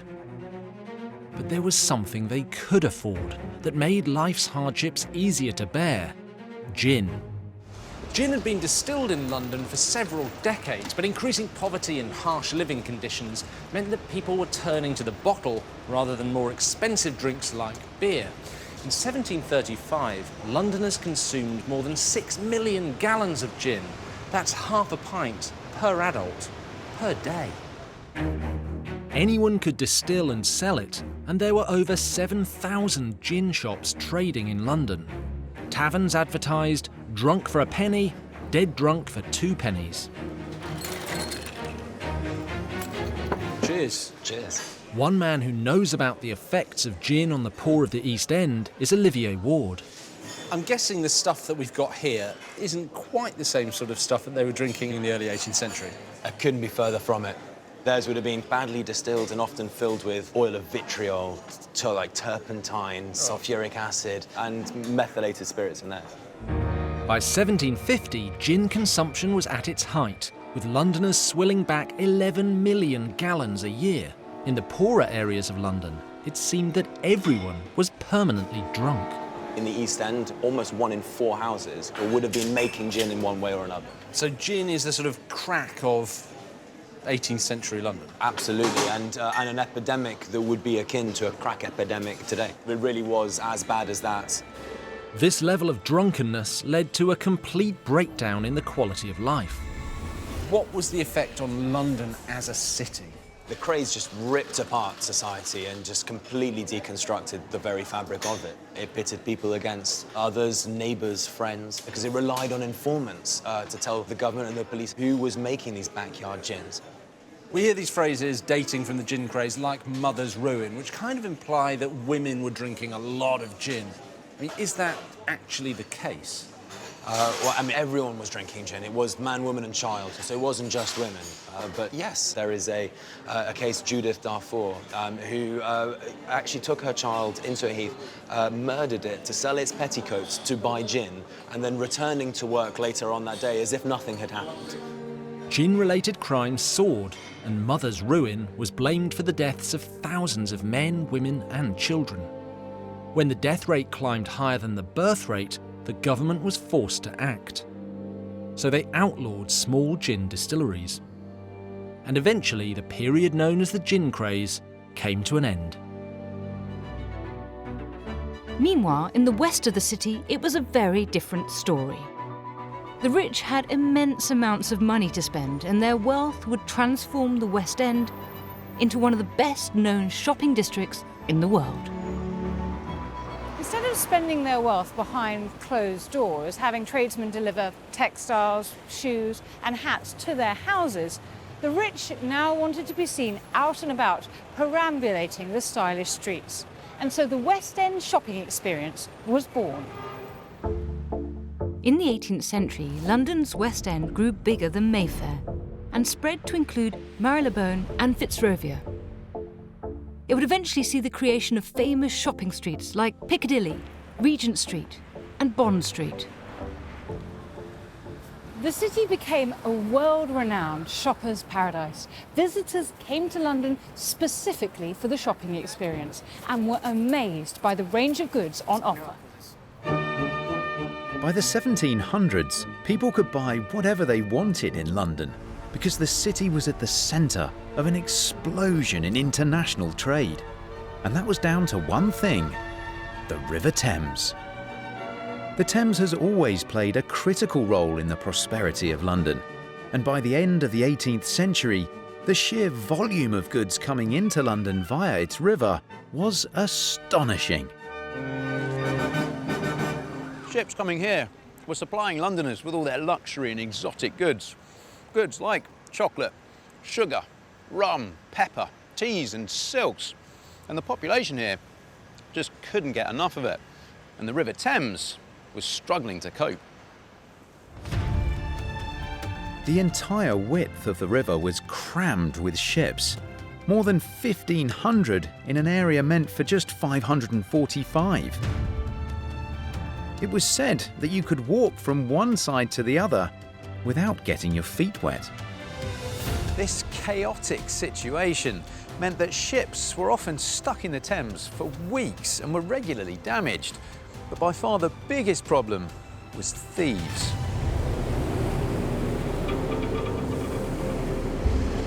By the end of the century, it's estimated some 37,000 workers were employed on or around the Thames, and about a third of them were thought to be professional criminals.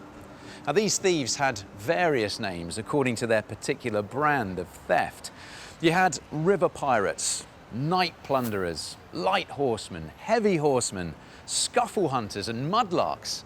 They were all bad for business, and something had to change. A committee of powerful businessmen came up with the solution.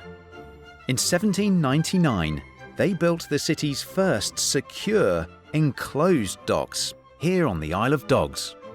The West India Dock was one of the most ambitious public building projects ever before attempted in England.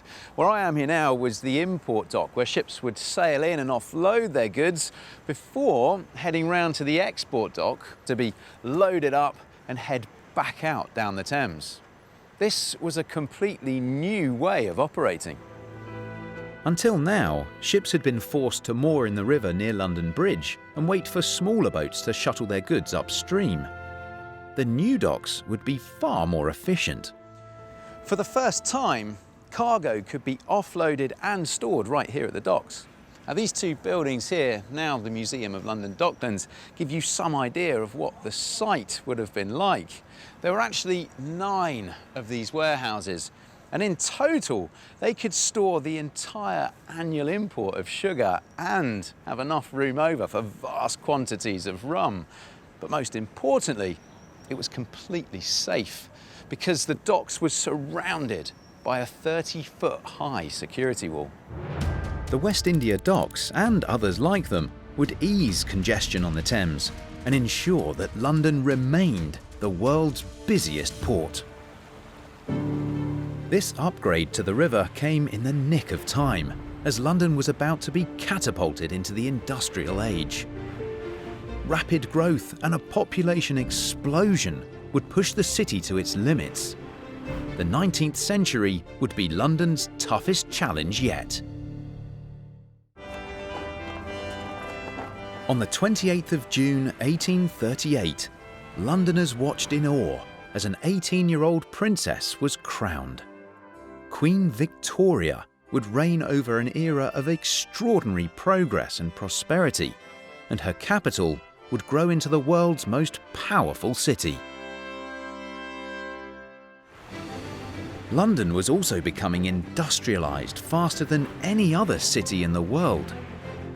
And in the 19th century, it entered the age of the factory. The Industrial Revolution was taking place, and the capital was being transformed by new technology. But for some, there was a price to pay. As factories sprang up right across the east of the city, conditions for those who lived here became unbearable.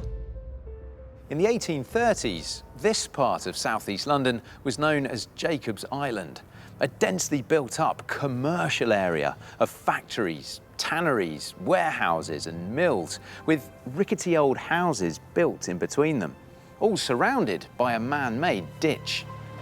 All these new industries created pollution, and the main waterway, once the area's lifeblood, turned into a deadly creek known as Folly Ditch.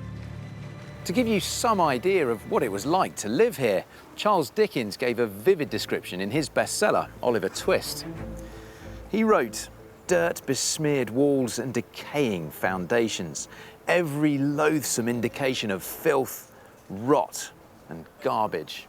Dickens subsequently killed off his villain, Bill Sikes, in the mud of Folly Ditch.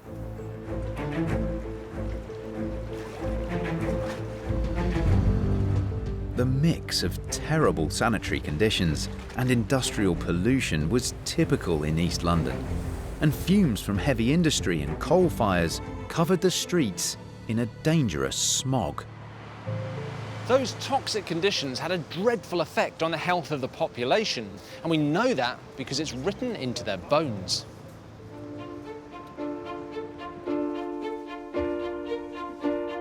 At the Museum of London, bone expert Jelena Bekvalak is showing me the skeleton of a woman who lived through the Industrial Revolution in London. You could see changes in her lower legs, so in the tibiae, the shins, you can see they're very curved and bowed. They're almost like boomerangs, aren't they? Yes. So tell me what's caused that. She had rickets when she was younger, so the vitamin D deficiency. That's caused by a lack of sunlight. Yes, and we begin to see an increase in these diseases of rickets and scurvy when it's becoming more urban and more industrial. You've got closer living quarters, more people crammed into smaller spaces, it's darker, the potential for all the different types of pollutants. I mean, these diseases that children were developing, I mean, it's horrible to look at. It is. I mean, there were a lot of pressures and stresses that were being placed on people by the nature of the changes that were going on into London. It's actually pretty sobering looking at those skeletons and thinking about the terrible impact of industrialisation on the people who lived through those dramatic years of change.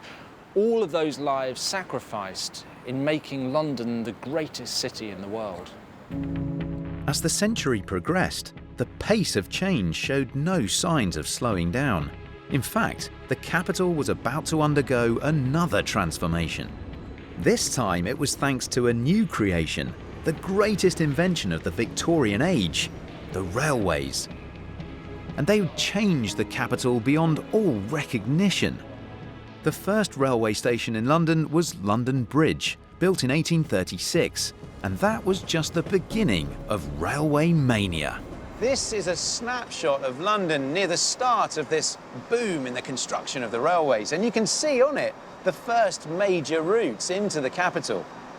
You've got Euston Station up here, which was the terminus for the first long-distance line into London, coming down from Birmingham. And you've got this line up here, the London and Greenwich Railway, which terminates at London Bridge.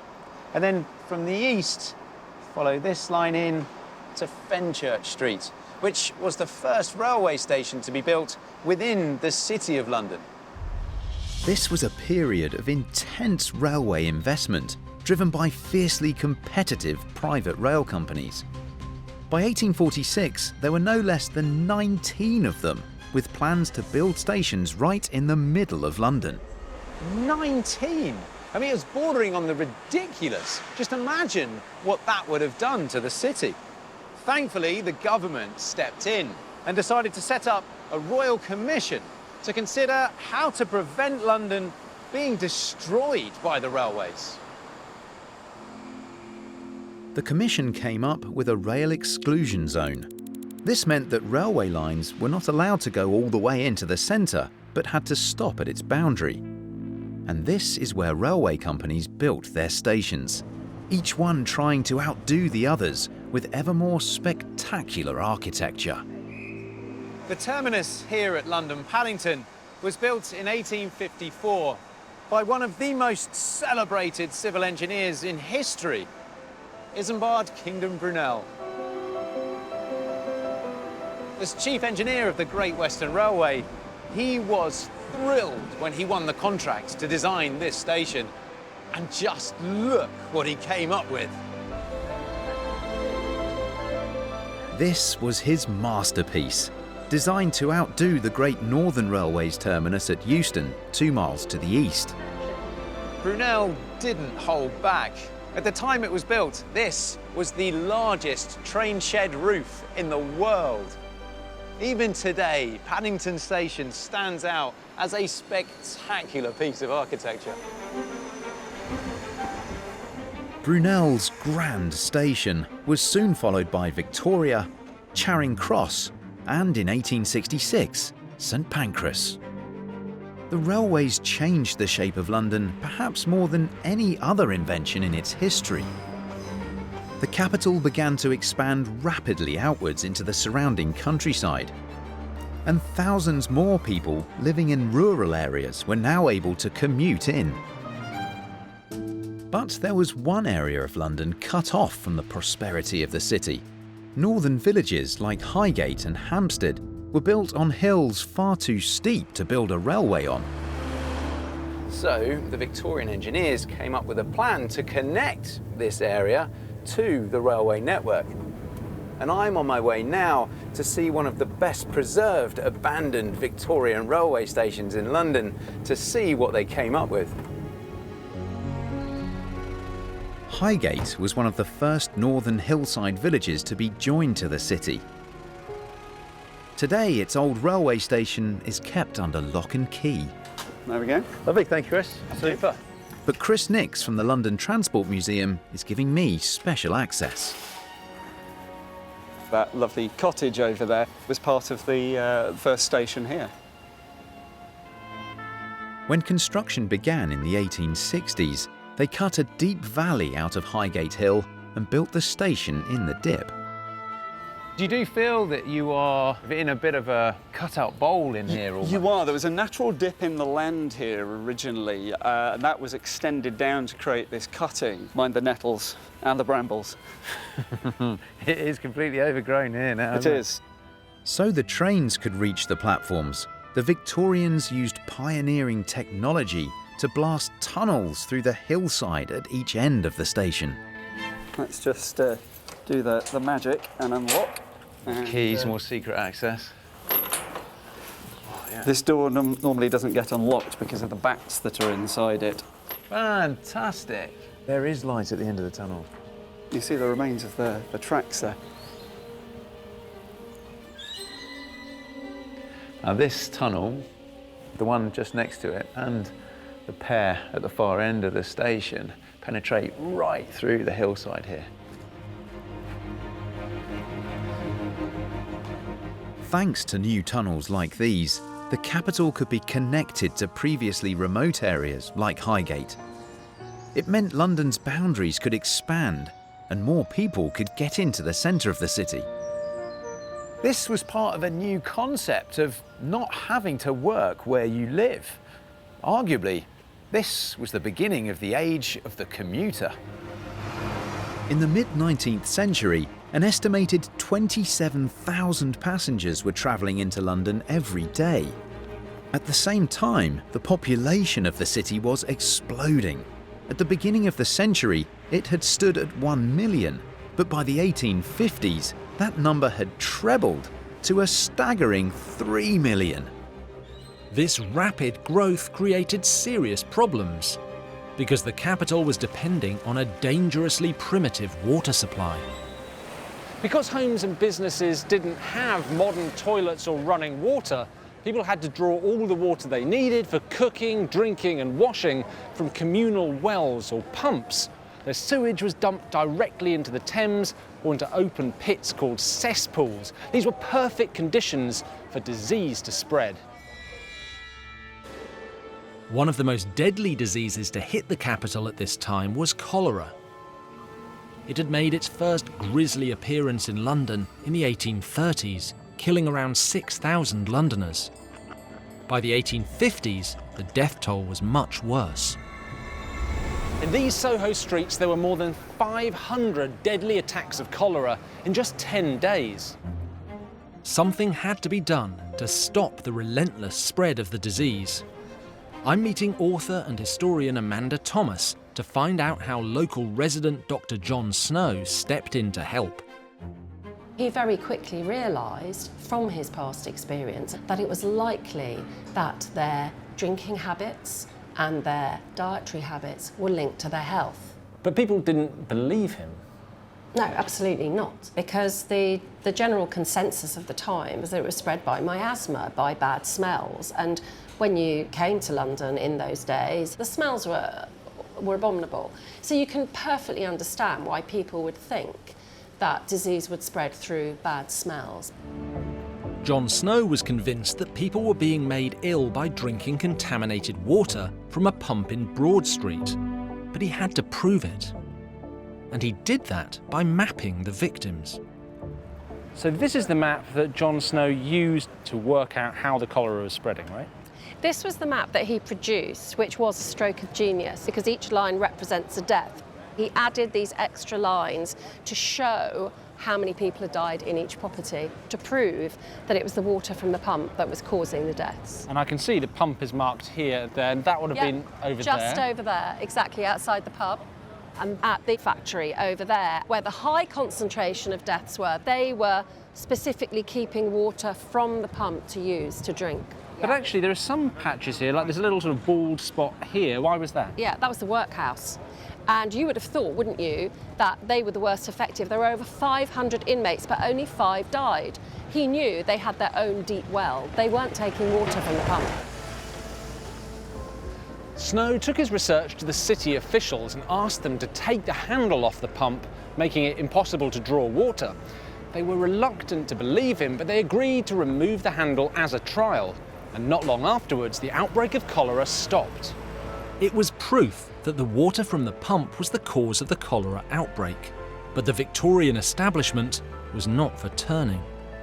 They were so set on their miasma theory that even with the evidence staring them in the face, they rejected Snow's arguments. The whole city continued to dump their waste into the Thames and into cesspools, and so they continued to contaminate their own water supply. It would take more than the lives of the poor to spur them into action. By the mid-19th century, as more and more people flocked to the city, London's infrastructure was struggling to cope. It would take the genius of one remarkable man to save the city from squalor. By the mid-19th century, London was the most powerful capital in the world, but it was growing far too fast with a sewage system that was dangerously outdated. The tipping point came in the summer of 1858, when the city was hit by an oppressive heat wave. On June the 16th, the temperature reached 35 degrees Celsius, a record for the time, and Londoners could take no more. The stench of the Thames had become unbearable. The novelist Charles Dickens wrote, "Through the heart of the town, a deadly sewer ebbed and flowed." Centuries of slaughterhouse and industrial waste, plus human excrement, stewed in the heat of the river and baked on its banks. The Thames was now the most contaminated, the most unhygienic, the filthiest river in the world. At first, government ministers were resistant to any kind of reform because they knew it would involve a major overhaul of the entire infrastructure. But eventually the stink became overpowering. MPs were seen running from the chamber, holding handkerchiefs to their noses, complaining loudly. They even tried soaking the parliamentary curtains in lime chloride to mask the smell. Finally, the Great Stink, as it became known, forced the hand of Parliament and pushed through reforms that should have happened centuries before. On August the 2nd, the government passed an act instructing the Metropolitan Board of Works to produce a plan to carry London's rotting waste far away outside the city. The board's chief engineer was the brilliant Joseph Bazalgette, and he set about designing what was at the time the largest civil engineering project in the world. His plan was to channel all the city's waste far enough east so that when it discharged into the Thames, it would be swept out to sea on the tide. I'm meeting civil engineer Gordon Masterton, who's been studying Bazalgette's original plans for a sewer system. How much sewerage needed to be built? Yeah, well, Bazalgette's scheme had a total of 1,300 miles of sewers to be reconstructed in London. 1,300 miles? Absolutely. And on top of that, the large interceptor sewers added together amount to 82 miles of quite substantial diameter sewers underneath the streets of London. To move the wastewater and excrement eastwards, Bazalgette's sewers made use of London's hilly terrain. The natural and easy solution is to go from the high ground to the low ground by gravity, where the gradients don't allow introducing pumping stations to lift the sewage vertically. All of that then flowed out along this final section here, and that's the entry point there into the Thames before being taken out to sea. The pipes to take all the effluent from London's population had to be huge, but Bazalgette doubled their size. If he'd not done that, it's estimated our sewers would have overflowed sometime in the 1960s. Bazalgette also came up with an ingenious plan to install them underneath the city. To avoid digging up vast swathes of London and causing mayhem on the streets, Bazalgette created huge embankments along the Thames to contain the massive main sewage pipes.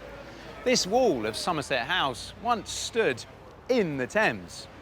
But look at it now, it's dry as a bone. That's because between 1864 and 1870, Bazalgette reclaimed all of the land between here and the river over there, and in doing so, created the Victoria Embankment. Together, the Victoria, Albert, and Chelsea embankments provided London with 52 acres of extra land where it was most congested.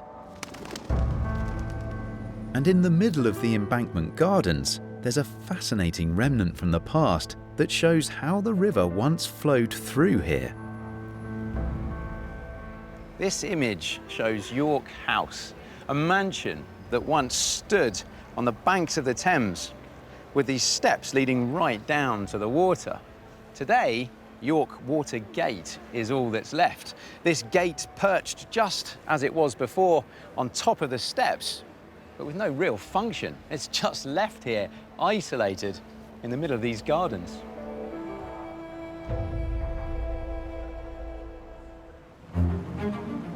Bazalgette is famous for sorting London's sewer problem, but he was also responsible for some much more attractive features of the city. As part of his job as an engineer, he was asked to inspect 12 of London's bridges, and he found that some of them were in a terrible state. Hammersmith Bridge was crumbling under the weight of London's increasing traffic.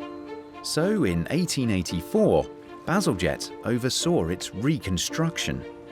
When Bazalgette made his replacements, he included all the ornate, decorative cast iron.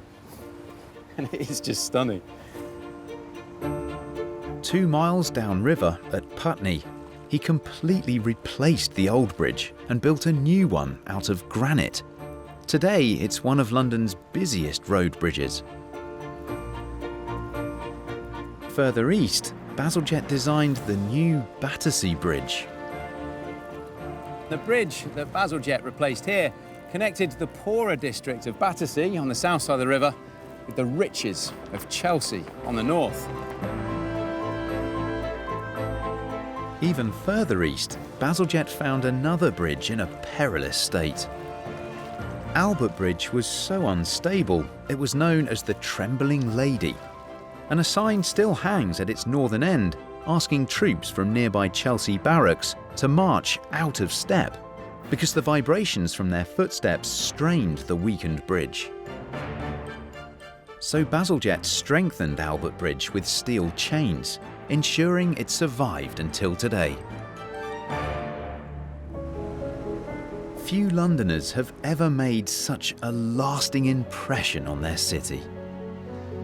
This is a monument to Bazalgette, and it's far too modest in my opinion, because his remarkable sewer system not only cleaned up the city, he transformed this area of the capital, gave us all those wonderful bridges, and in my view, helped make London one of the most beautiful cities on the planet.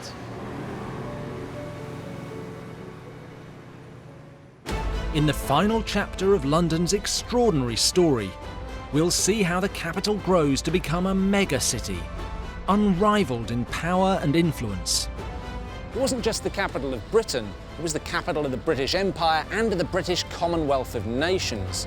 How it endures 2 of the world's most terrible wars. And how it's transformed once again by Crossrail, one of the boldest engineering projects in London's entire history.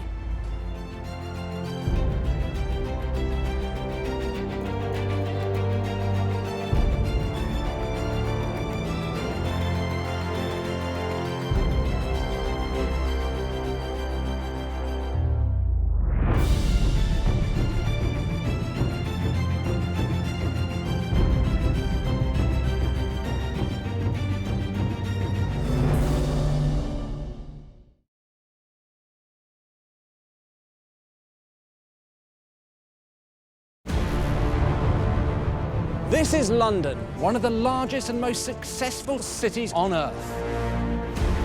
Wow. Its story spans 2,000 years of daring invasions, catastrophic fire, heroic ambition, and astonishing technological transformations. From the Romans to the Tudors, from the Vikings to the Victorians. For years, this was the capital of the world, ruling over an empire of billions. So how did London rise up from an uninhabitable marshland to become the thriving 21st century city we see today? In this series, we'll reveal the crucial events that changed the very shape and size of London. I'll be digging down into the latest research to uncover conflict, betrayal, and power politics. I'll be getting special access to some of the city's most extraordinary sites. And I'll be exploring the innovation and engineering brilliance that gave rise to London's most famous landmarks.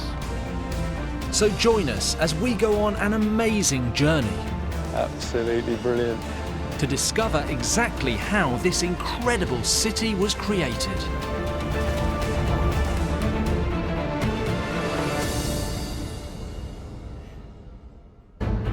So far on our journey to map the capital's 2,000-year history, we've seen it grow from a swampy marshland to a great Roman city, from a divided centre of power to a congested capital that was struggling to cope. The stench of the Thames had become unbearable. In this final chapter, we arrive at the mid-Victorian era and will reveal how London grew to become a colossal city, unrivaled in power and influence. How it endured two of the world's most terrible wars. And how one of the boldest engineering projects in London's history, Crossrail, will propel the city into the future.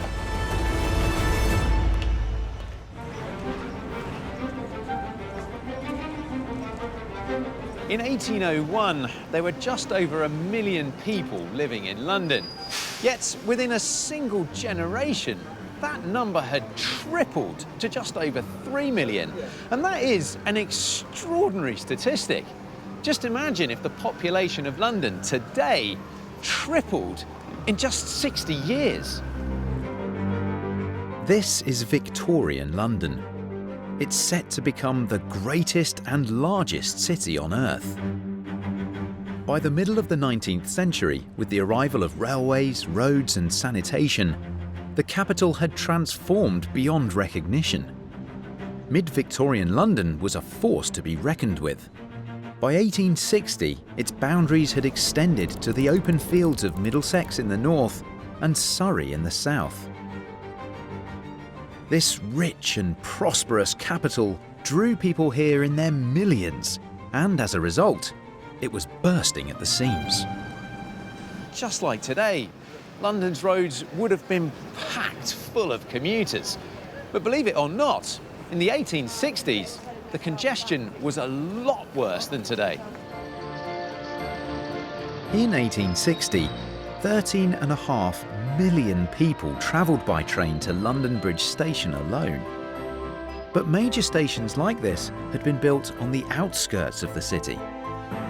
So the only way all those people could get to their offices, stores and workshops in central London was by using its chronically congested streets. But in 1863, those clever Victorians came up with a solution to ease congestion on the streets. An incredible innovation that would transform the shape of London, the Underground. And the Metropolitan line is where it all started. I'm in what was part of the original Underground service through the capital. And passing through here were steam engines belching out smoke, carrying gas-lit, open-air carriages. In 1863, the Metropolitan line opened as the world's first underground railway, with 7 stations connecting Paddington to Farringdon Street. In its first year, it carried 9.5 million passengers, and in its second, a staggering 12 million. But this underground wasn't exactly underground at all. Stations like this were built using what's called cut and cover construction, which meant that the lines ran just beneath the surface. Effectively, they'd dig a big trench, lay the track, and then pop a roof back over the top. So we're not deep down here at all. But building these trains in drains was impossible without causing a huge amount of disruption on the streets above. And that was a problem. What was needed was a way of digging underground tunnels without causing so much damage. The inventive Victorians came up with the answer. Grab a torch so you can see everything. Abandoned under Moorgate Station is a revolutionary piece of equipment, and taking me to see it is TfL engineer Omar Mohammed. This is it. Yep, great head shield. When you compare this to kind of modern day tunnel boring machines, the technology involved in that, this might look quite simple, but it did the same thing just in Victorian times. Exactly. It's the same principle used today. The Great Head Shield was the tunnelling machine pioneered by the Brunel family. Each miner would dig out the earth from their chamber. The shield could then be propelled forward with jacks, and a cast iron lining put in its place to form the tunnel. And these aren't the original cast iron Yes, lines? exactly, No. yeah. It's brilliant, isn't it? Yeah. This- Hundreds of years old, yeah. And they're still doing the job today. Yeah. The Great Head Shield is responsible for the first section of what we now call the Northern Line, the first proper tube line that was built by boring a tunnel rather than cutting a trench and putting a roof over the top.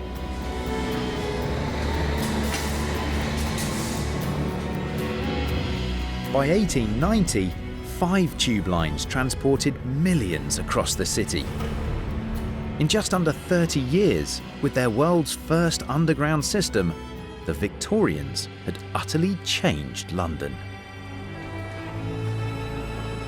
By the end of the 19th century, London had solved the problem of easing congestion on its streets by building the underground.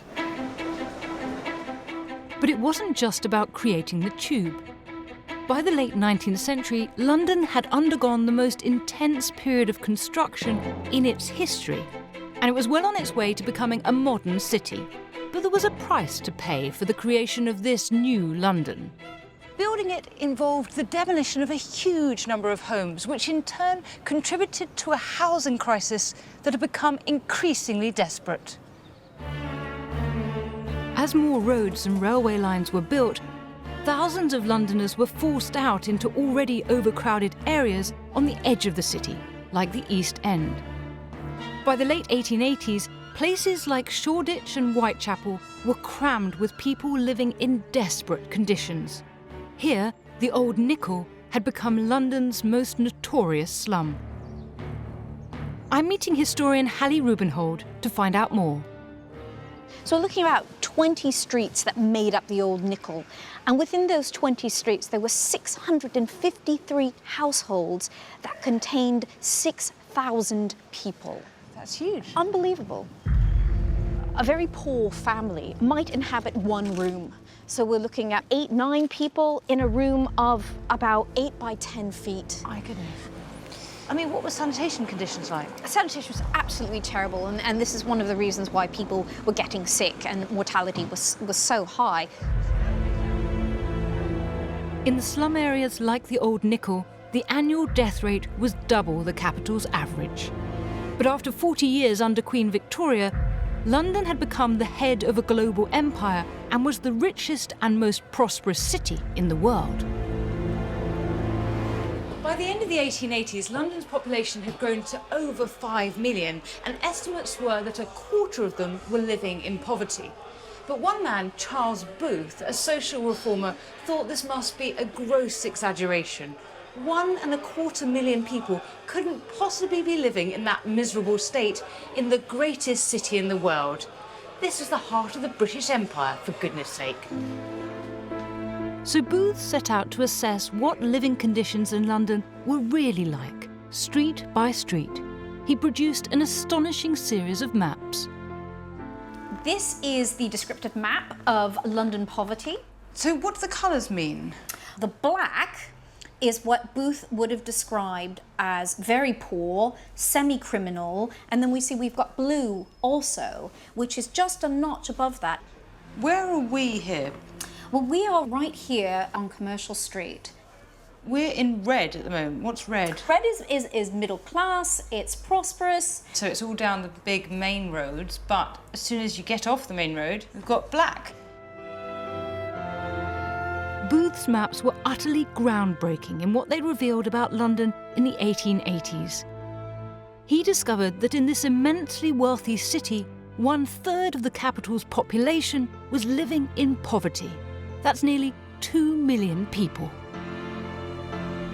What's startling about this is just the degree of poverty it shows. As the shocking extent of poverty in London was exposed, public pressure increased to fix this problem. And a series of infamous events were about to shine a light on the issue and leave a lasting legacy on the city. When this map was produced, it was right in the middle of what were called the Whitechapel murders. The Whitechapel murders took place from 1888 to 1891. There were 11 murders, and 5 of those murders were committed by the person we've identified as Jack the Ripper. Where we are right here? Absolutely. In fact, we are drinking in the 10 Bells, which is where Mary Jane Kelly, the 5th victim, had a drink shortly before she was killed. So what was their connection to Whitechapel? Whitechapel was, you know, the last stop. It was where you sank at the very end of your life. And this is what happened to these women. This is why they were on the streets when they were killed. So these are women who are victims of poverty before they ever became Ripper victims? Absolutely, they were victims of poverty. Poverty is a massive problem in this city. When news of Jack the Ripper's horrific crimes hit the headlines around the empire, the pitiful state of living conditions in London's East End became obvious to everyone. Something needed to be done. And it was. From 1891, right across London, slums began to be knocked down, starting here with the Old Nickel. After decades of expansion and change, the London that emerged in 1900 was a very different city. By the end of the 19th century, London had become the most influential and the most populated city on Earth. This staggering growth had been powered by industrialisation and the ingenuity of the Victorians. But in the first year of the 20th century, that chapter in the story of this city would come to an end. The 2nd of February, 1901.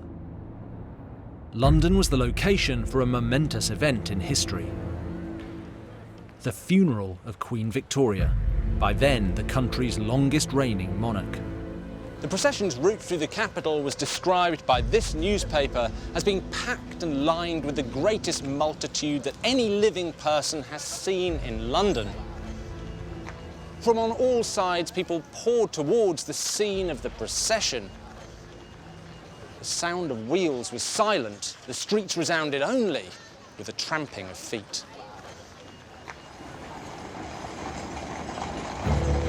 Queen Victoria left behind a city unrivaled in power and influence. It wasn't just the capital of Britain, it was the capital of the British Empire and of the British Commonwealth of Nations. 450 million people, a fifth of the planet's population, were ruled from here.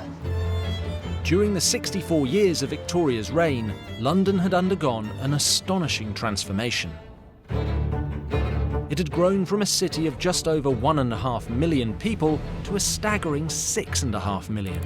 By 1901, the capital sprawled across a huge 120 square miles. For the first time in its history, London had become the largest city in the world. It was a centre for international trade, the world's leading industrialised city. A hub of innovation, exploration, science and culture. And what Queen Victoria had started, her son, Edward VII, would continue.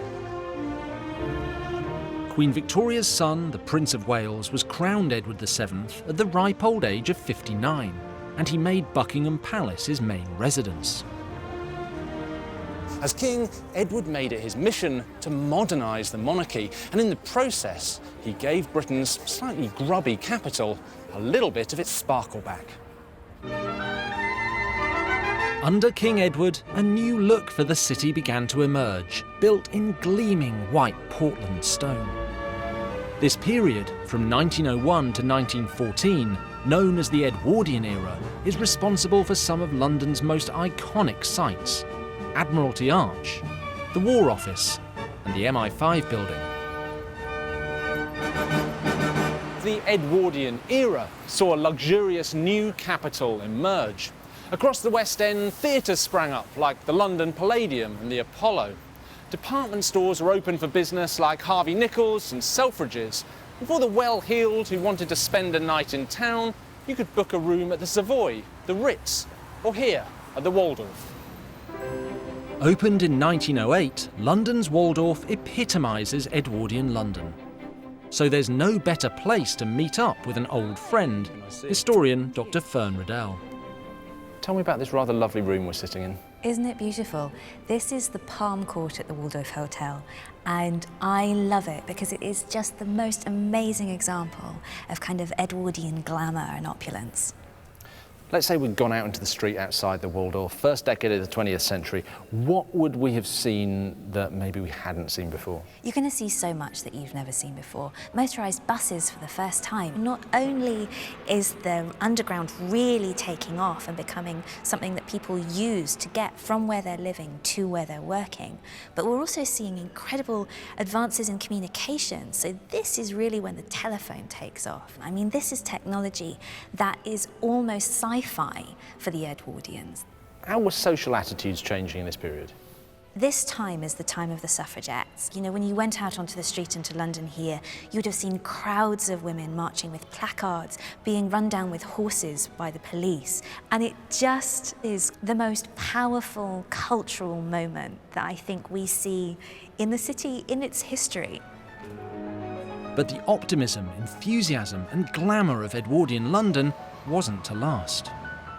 As the Edwardian era drew to a close, London found itself once again on the brink of a new age that would transform the capital. International events were about to sweep away much of what had gone before.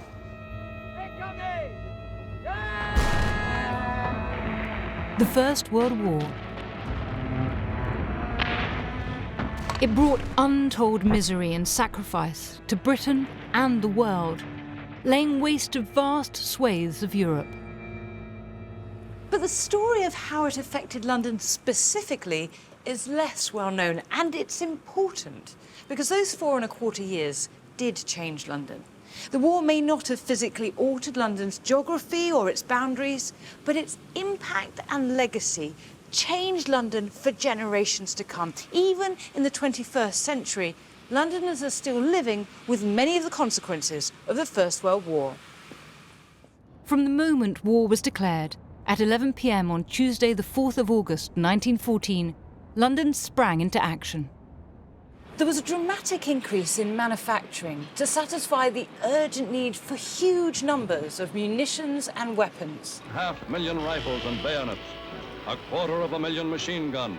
The area behind me is the Woolwich Arsenal, this 120-acre estate that's now being transformed into luxury flats was the site of the Royal Ordnance Factory, which increased its workforce from 10,000 to 75,000, all producing shells, artillery and gun carriages. As the resources of the capital were all turned towards the war effort, house building virtually ceased. Instead, new munitions factories sprung up, almost overnight. In every sense, this city became the strategic command centre of the British war effort against the Germans. And because of that, London became a prime target. I'm meeting Alex Churchill, a First World War historian and author. Alex, what was the effect of the First World War on London? Nobody expected aerial warfare in the First World War, so the population of London are dragged into the war like never before. And then London's first hit by Zeppelin bombs in May 15. The aerial bombing of London heralded a new type of warfare, one where civilians were the prime target. They're coming into the West End, they're bombing the Strand, South London is being hit, North London is being hit, and the initial assumption that they would only hit military targets quickly goes away after the raids pick up. How shocking would it have been for people at the time to be attacked like this?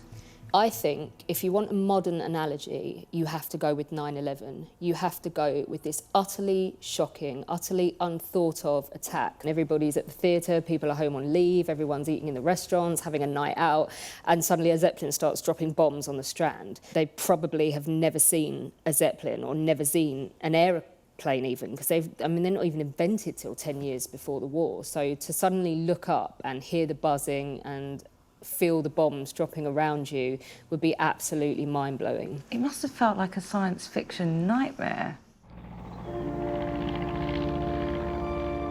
Between 1915 and 1918, London experienced the full horror of modern aerial warfare, with around 30 bombing raids on the capital.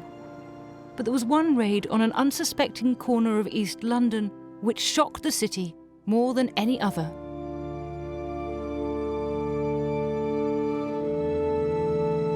This memorial in Poplar commemorates the worst air raid of World War I. On the 13th of June 1917, 18 bombers come over London. 158 people are killed and more than 400 are wounded, and it's carnage. One of the bombs explodes in a school and killed 18 in all children. It hit the reception class, so most of the casualties are 5-year-olds. Oh my goodness. They're in a grave together, and it was decided that that would be fitting anyway for them to rest together. For London, this really is a hideous moment. The King and Queen sent a telegram to the parents as well, who'd lost their babies in this raid. It really brings home the awfulness of war and its impact on the city when you have 18 small children dying.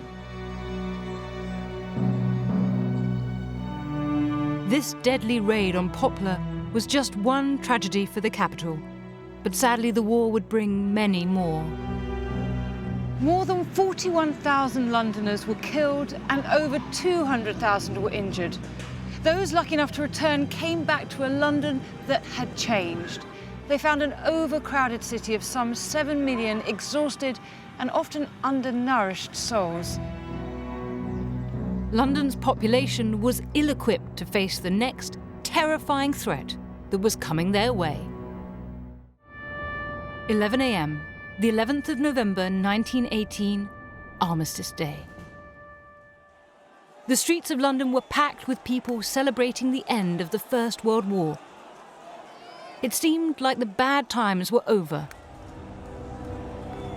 But unbeknown to them, as they kissed and hugged, they were passing between them a deadly disease.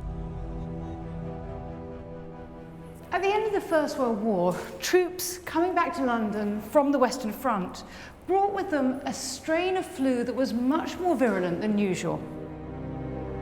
It was called the Spanish flu, and it was causing a global crisis. Over the course of 18 months, an estimated 50 million people died from it. That's 3 times as many people as had died during the course of the whole war. The flu had its most devastating effect on London's population when it struck in the late autumn of 1918. I'm meeting Carla Valentine at the Pathology Museum to find out more about its impact on the city.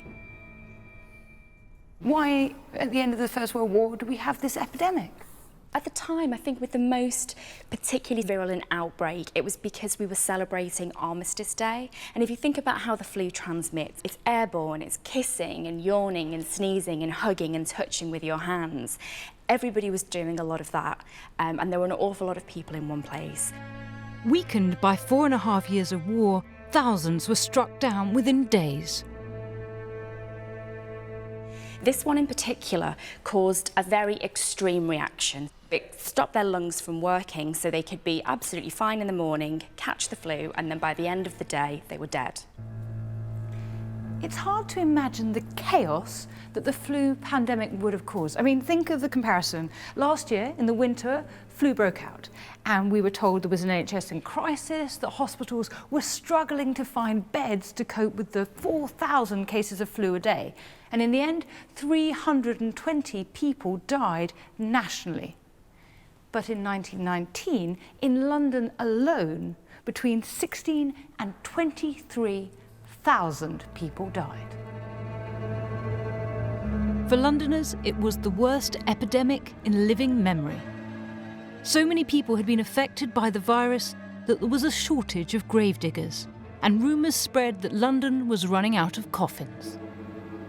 Mercifully, the outbreak came to an end in May 1919, and Londoners stoically got on with their lives. But spurred on by peace after the war to end all wars, London would undergo one of the most significant changes in its 2,000-year-old history. Over the next 20 years, London would become the largest it had ever been. Thanks to a brand new concept, the suburbs, the city would double in size.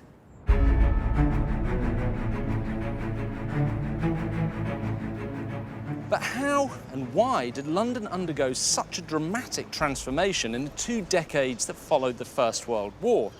Well, behind me is the how. From 1919, the Metropolitan line extension pushed London's transport links out from the centre of the capital to what was then the suburbs. And it's places like here at Wembley that the idea of suburbia first took hold. Suburbia was seen as the solution to the problem of a cramped and overcrowded London. With a population of more than 7 million people, the capital had to expand. And what was needed was affordable housing. That's where the Metropolitan line came in. The controllers of the Met owned vast tracts of land along the course of the line as it radiated out through Baker Street in central London, through places like Harrow, Pinner, Ruislip, and where we are now in Wembley Park. So from 1919 onwards, the Metropolitan Railway used the land they owned to build a string of housing estates close to the stations with hundreds of brand new homes. What they needed was a clever way of selling them, so they came up with this, a magazine called Metroland, which sold a seductive dream of life far away from the industrialised, smoky heart of London. And if you flick through it, there are loads of adverts for beautiful homes at the edge of the countryside with every modern convenience. The houses were designed to evoke the good old days of Merry England and were built in a mock Tudor style. According to Metroland, they were situated in the health-giving air of the open country, and you could pick up a 3-bedroom house for just £1,125. Metroland was so successful that in just under 20 years, 800,000 people had moved to this new area of northwest London. The boundaries of the city were expanding. That pattern of rapid urbanisation was being repeated all around London, in places like Watford, Harrow and Ealing. So much so that suburbia permanently changed the shape and size of London. In the 20 years after the First World War, over 750,000 homes were built in outer London.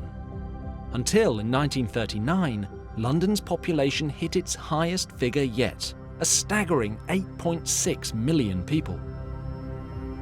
The huge amount of development in the capital meant that it doubled in size and now stretched across a colossal 34 miles from Uxbridge in the west to Dartford in the east. It was an astonishing rate of growth, but it was getting out of control and had to be stopped. Now, London's councils were determined that urban sprawl shouldn't gobble up the countryside around the city.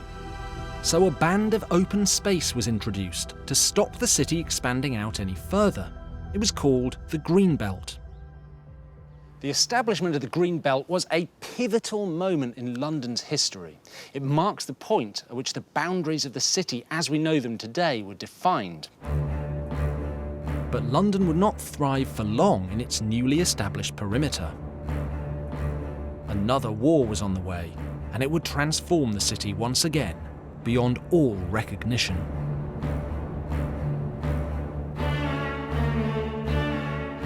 The 3rd of September 1939, the Second World War was declared. Bombing raids just over 20 years earlier had made war chiefs realise that London would again be a prime target. They feared that if the capital were destroyed, Britain would lose the war and as many as 4 million Londoners would be killed. Keeping them safe was critical. As the threat of bombing loomed, the government came up with something that would save the lives of thousands of Londoners. Anderson shelters. Oh, look at this. I can just about stand up, but it's not very wide at all, is it? And this is for a family of 6. What a squeeze it would have been. These simple corrugated metal structures were cheap to make and easy to build in backyards and gardens across the capital. And by late 1940, more than 2.25 million Londoners had access to one. Susanna! Hello. Hello. Careful. I know, I wasn't built for this. I'm meeting Blitz expert Joshua Levine to find out how these shelters protected Londoners. These Anderson shelters must have been one of the most important structures of the war. Oh, I really think they were. I mean, they're really safe. They don't look it, they just look like a bit of tin stuck up in the garden. But actually, unless you were hit directly by a bomb, this would save your life. For the first year of the war, there were no bombs. But then, at 8 minutes past midnight on the 7th of September 1940, the first bomb of the Blitz dropped on the capital. Pets could hear the sirens further out. They would start wailing. Then you would hear the bombs starting to drop. So where we are now, the house destroyed over in that direction, house destroyed over in that direction. You would have shrapnel, rubble. On the first day of the Blitz alone, 2,000 Londoners were wounded or killed, with thousands of buildings and homes damaged or destroyed. But it was the first of many more to come. So you had 57 consecutive nights of bombing on London. And you could imagine having to put up with that in here. Joshua is taking me to Martello Street in East London, where he has uncovered an extraordinary story of 2 Londoners, which helps us understand the human cost of the bombing raids on the capital. On the morning of 21st of September 1940, a high-explosive bomb blew up there. There was a couple called Joseph and Ida Rodway in number 11. They were in their Anderson shelter in the garden. Right. So they weren't physically damaged. The house, however, was basically wrecked. They didn't know what to do. Ida was the sole carer of her elderly husband, Joseph, who was blind and suffering from dementia. With their home destroyed, penniless and without support from the government, she was overwhelmed. Consumed by anxiety over her and her husband's future, Ida was driven to an act of desperation. One morning, Ida got up, she walked into the room with a cleaver, and she cut his throat. She killed him. All she could think of to do was to actually end it for him, and effectively end it for herself at the same time. Just so horrific. It's absolutely horrifying, and this sort of unbelievable personal story gives you a sense of the bigger picture, of what actually socially was happening at this time. Ida's fateful story is just one of thousands of tragedies caused by the Second World War bombing of the capital. These raids were meticulously documented, and the records are stored here at the London Metropolitan Archives. The result is an astonishing selection of 110 maps, which reveal the extent of the damage in painstaking detail. What's laid out on the table here is a selection of those maps that show the city down the Thames to the East End. And what they reveal is both fascinating and terrifying in equal measure. Each individual map has been colour-coded by hand. The colours show the degree of damage sustained by each building. Black means total destruction. So if you look here in Southwark, London Bridge, and really startlingly so in Docklands, totally destroyed. Purple's not much better, damaged beyond repair. On one night, on the 29th of December 1940, we know that 64,000 incendiary bombs were dropped on London. And a huge swathe between St Paul's and Islington was set alight. The Second World War bombing campaign is one of the most catastrophic events in all of London's history. More than 30,000 Londoners lost their lives. The capital experienced destruction on a scale never seen before. Nearly 2 million homes across London were eventually damaged or destroyed. The capital was a bombed-out shell of its former self. It would spend the next 2 decades struggling to recover. But London was not giving up and would reinvent itself once more. 1948. London lies in ruins, savaged by the ravages of war. But a new chapter in the story of London was about to begin. Immigrants from the Commonwealth arrived to help rebuild the capital. And a new, diverse city emerged from the ashes.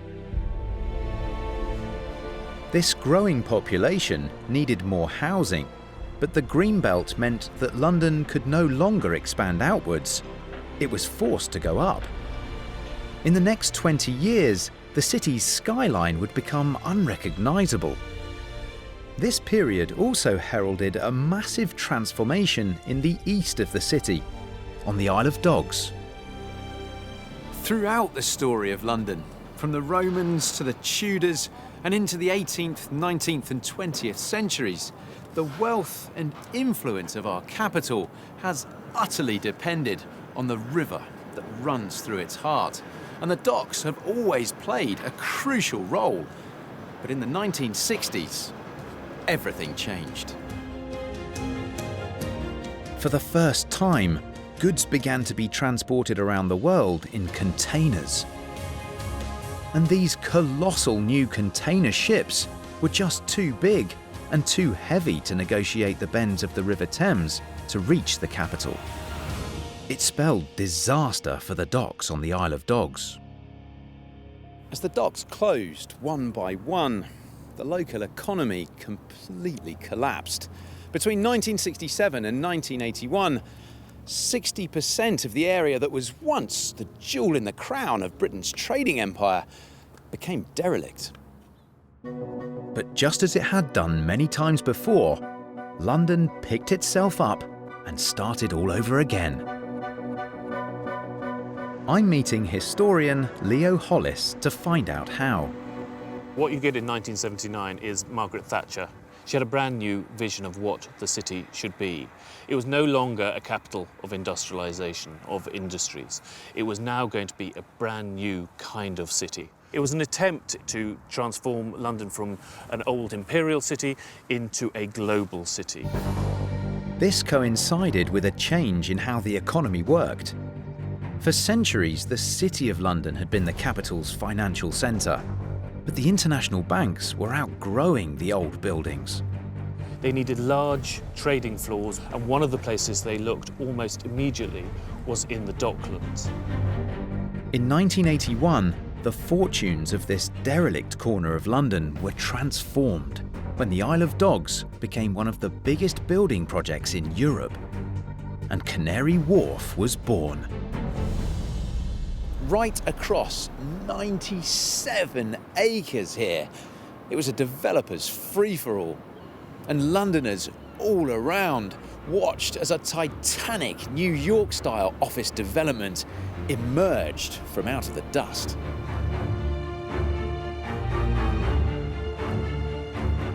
This 235-metre, 50-storey tower at 1 Canada Square was the first. And right up until 2010, it was London's tallest building. Oh boy, this is high. And from up here, you can see London's new city in the east in all its glory. It is amazing. But back in the 1980s, this stretch of the Docklands was thought of as remote and inaccessible, an undesirable place even, but not anymore. 30 years after it was conceived, the rebuilding of the Docklands has completely transformed London. It pushed the city east and turned the capital into the world's leading financial centre, with a workforce set to double in size over the next 10 years. That will only be possible because of a massive £15 billion project that will generate the biggest transformation of the city since the Second World War.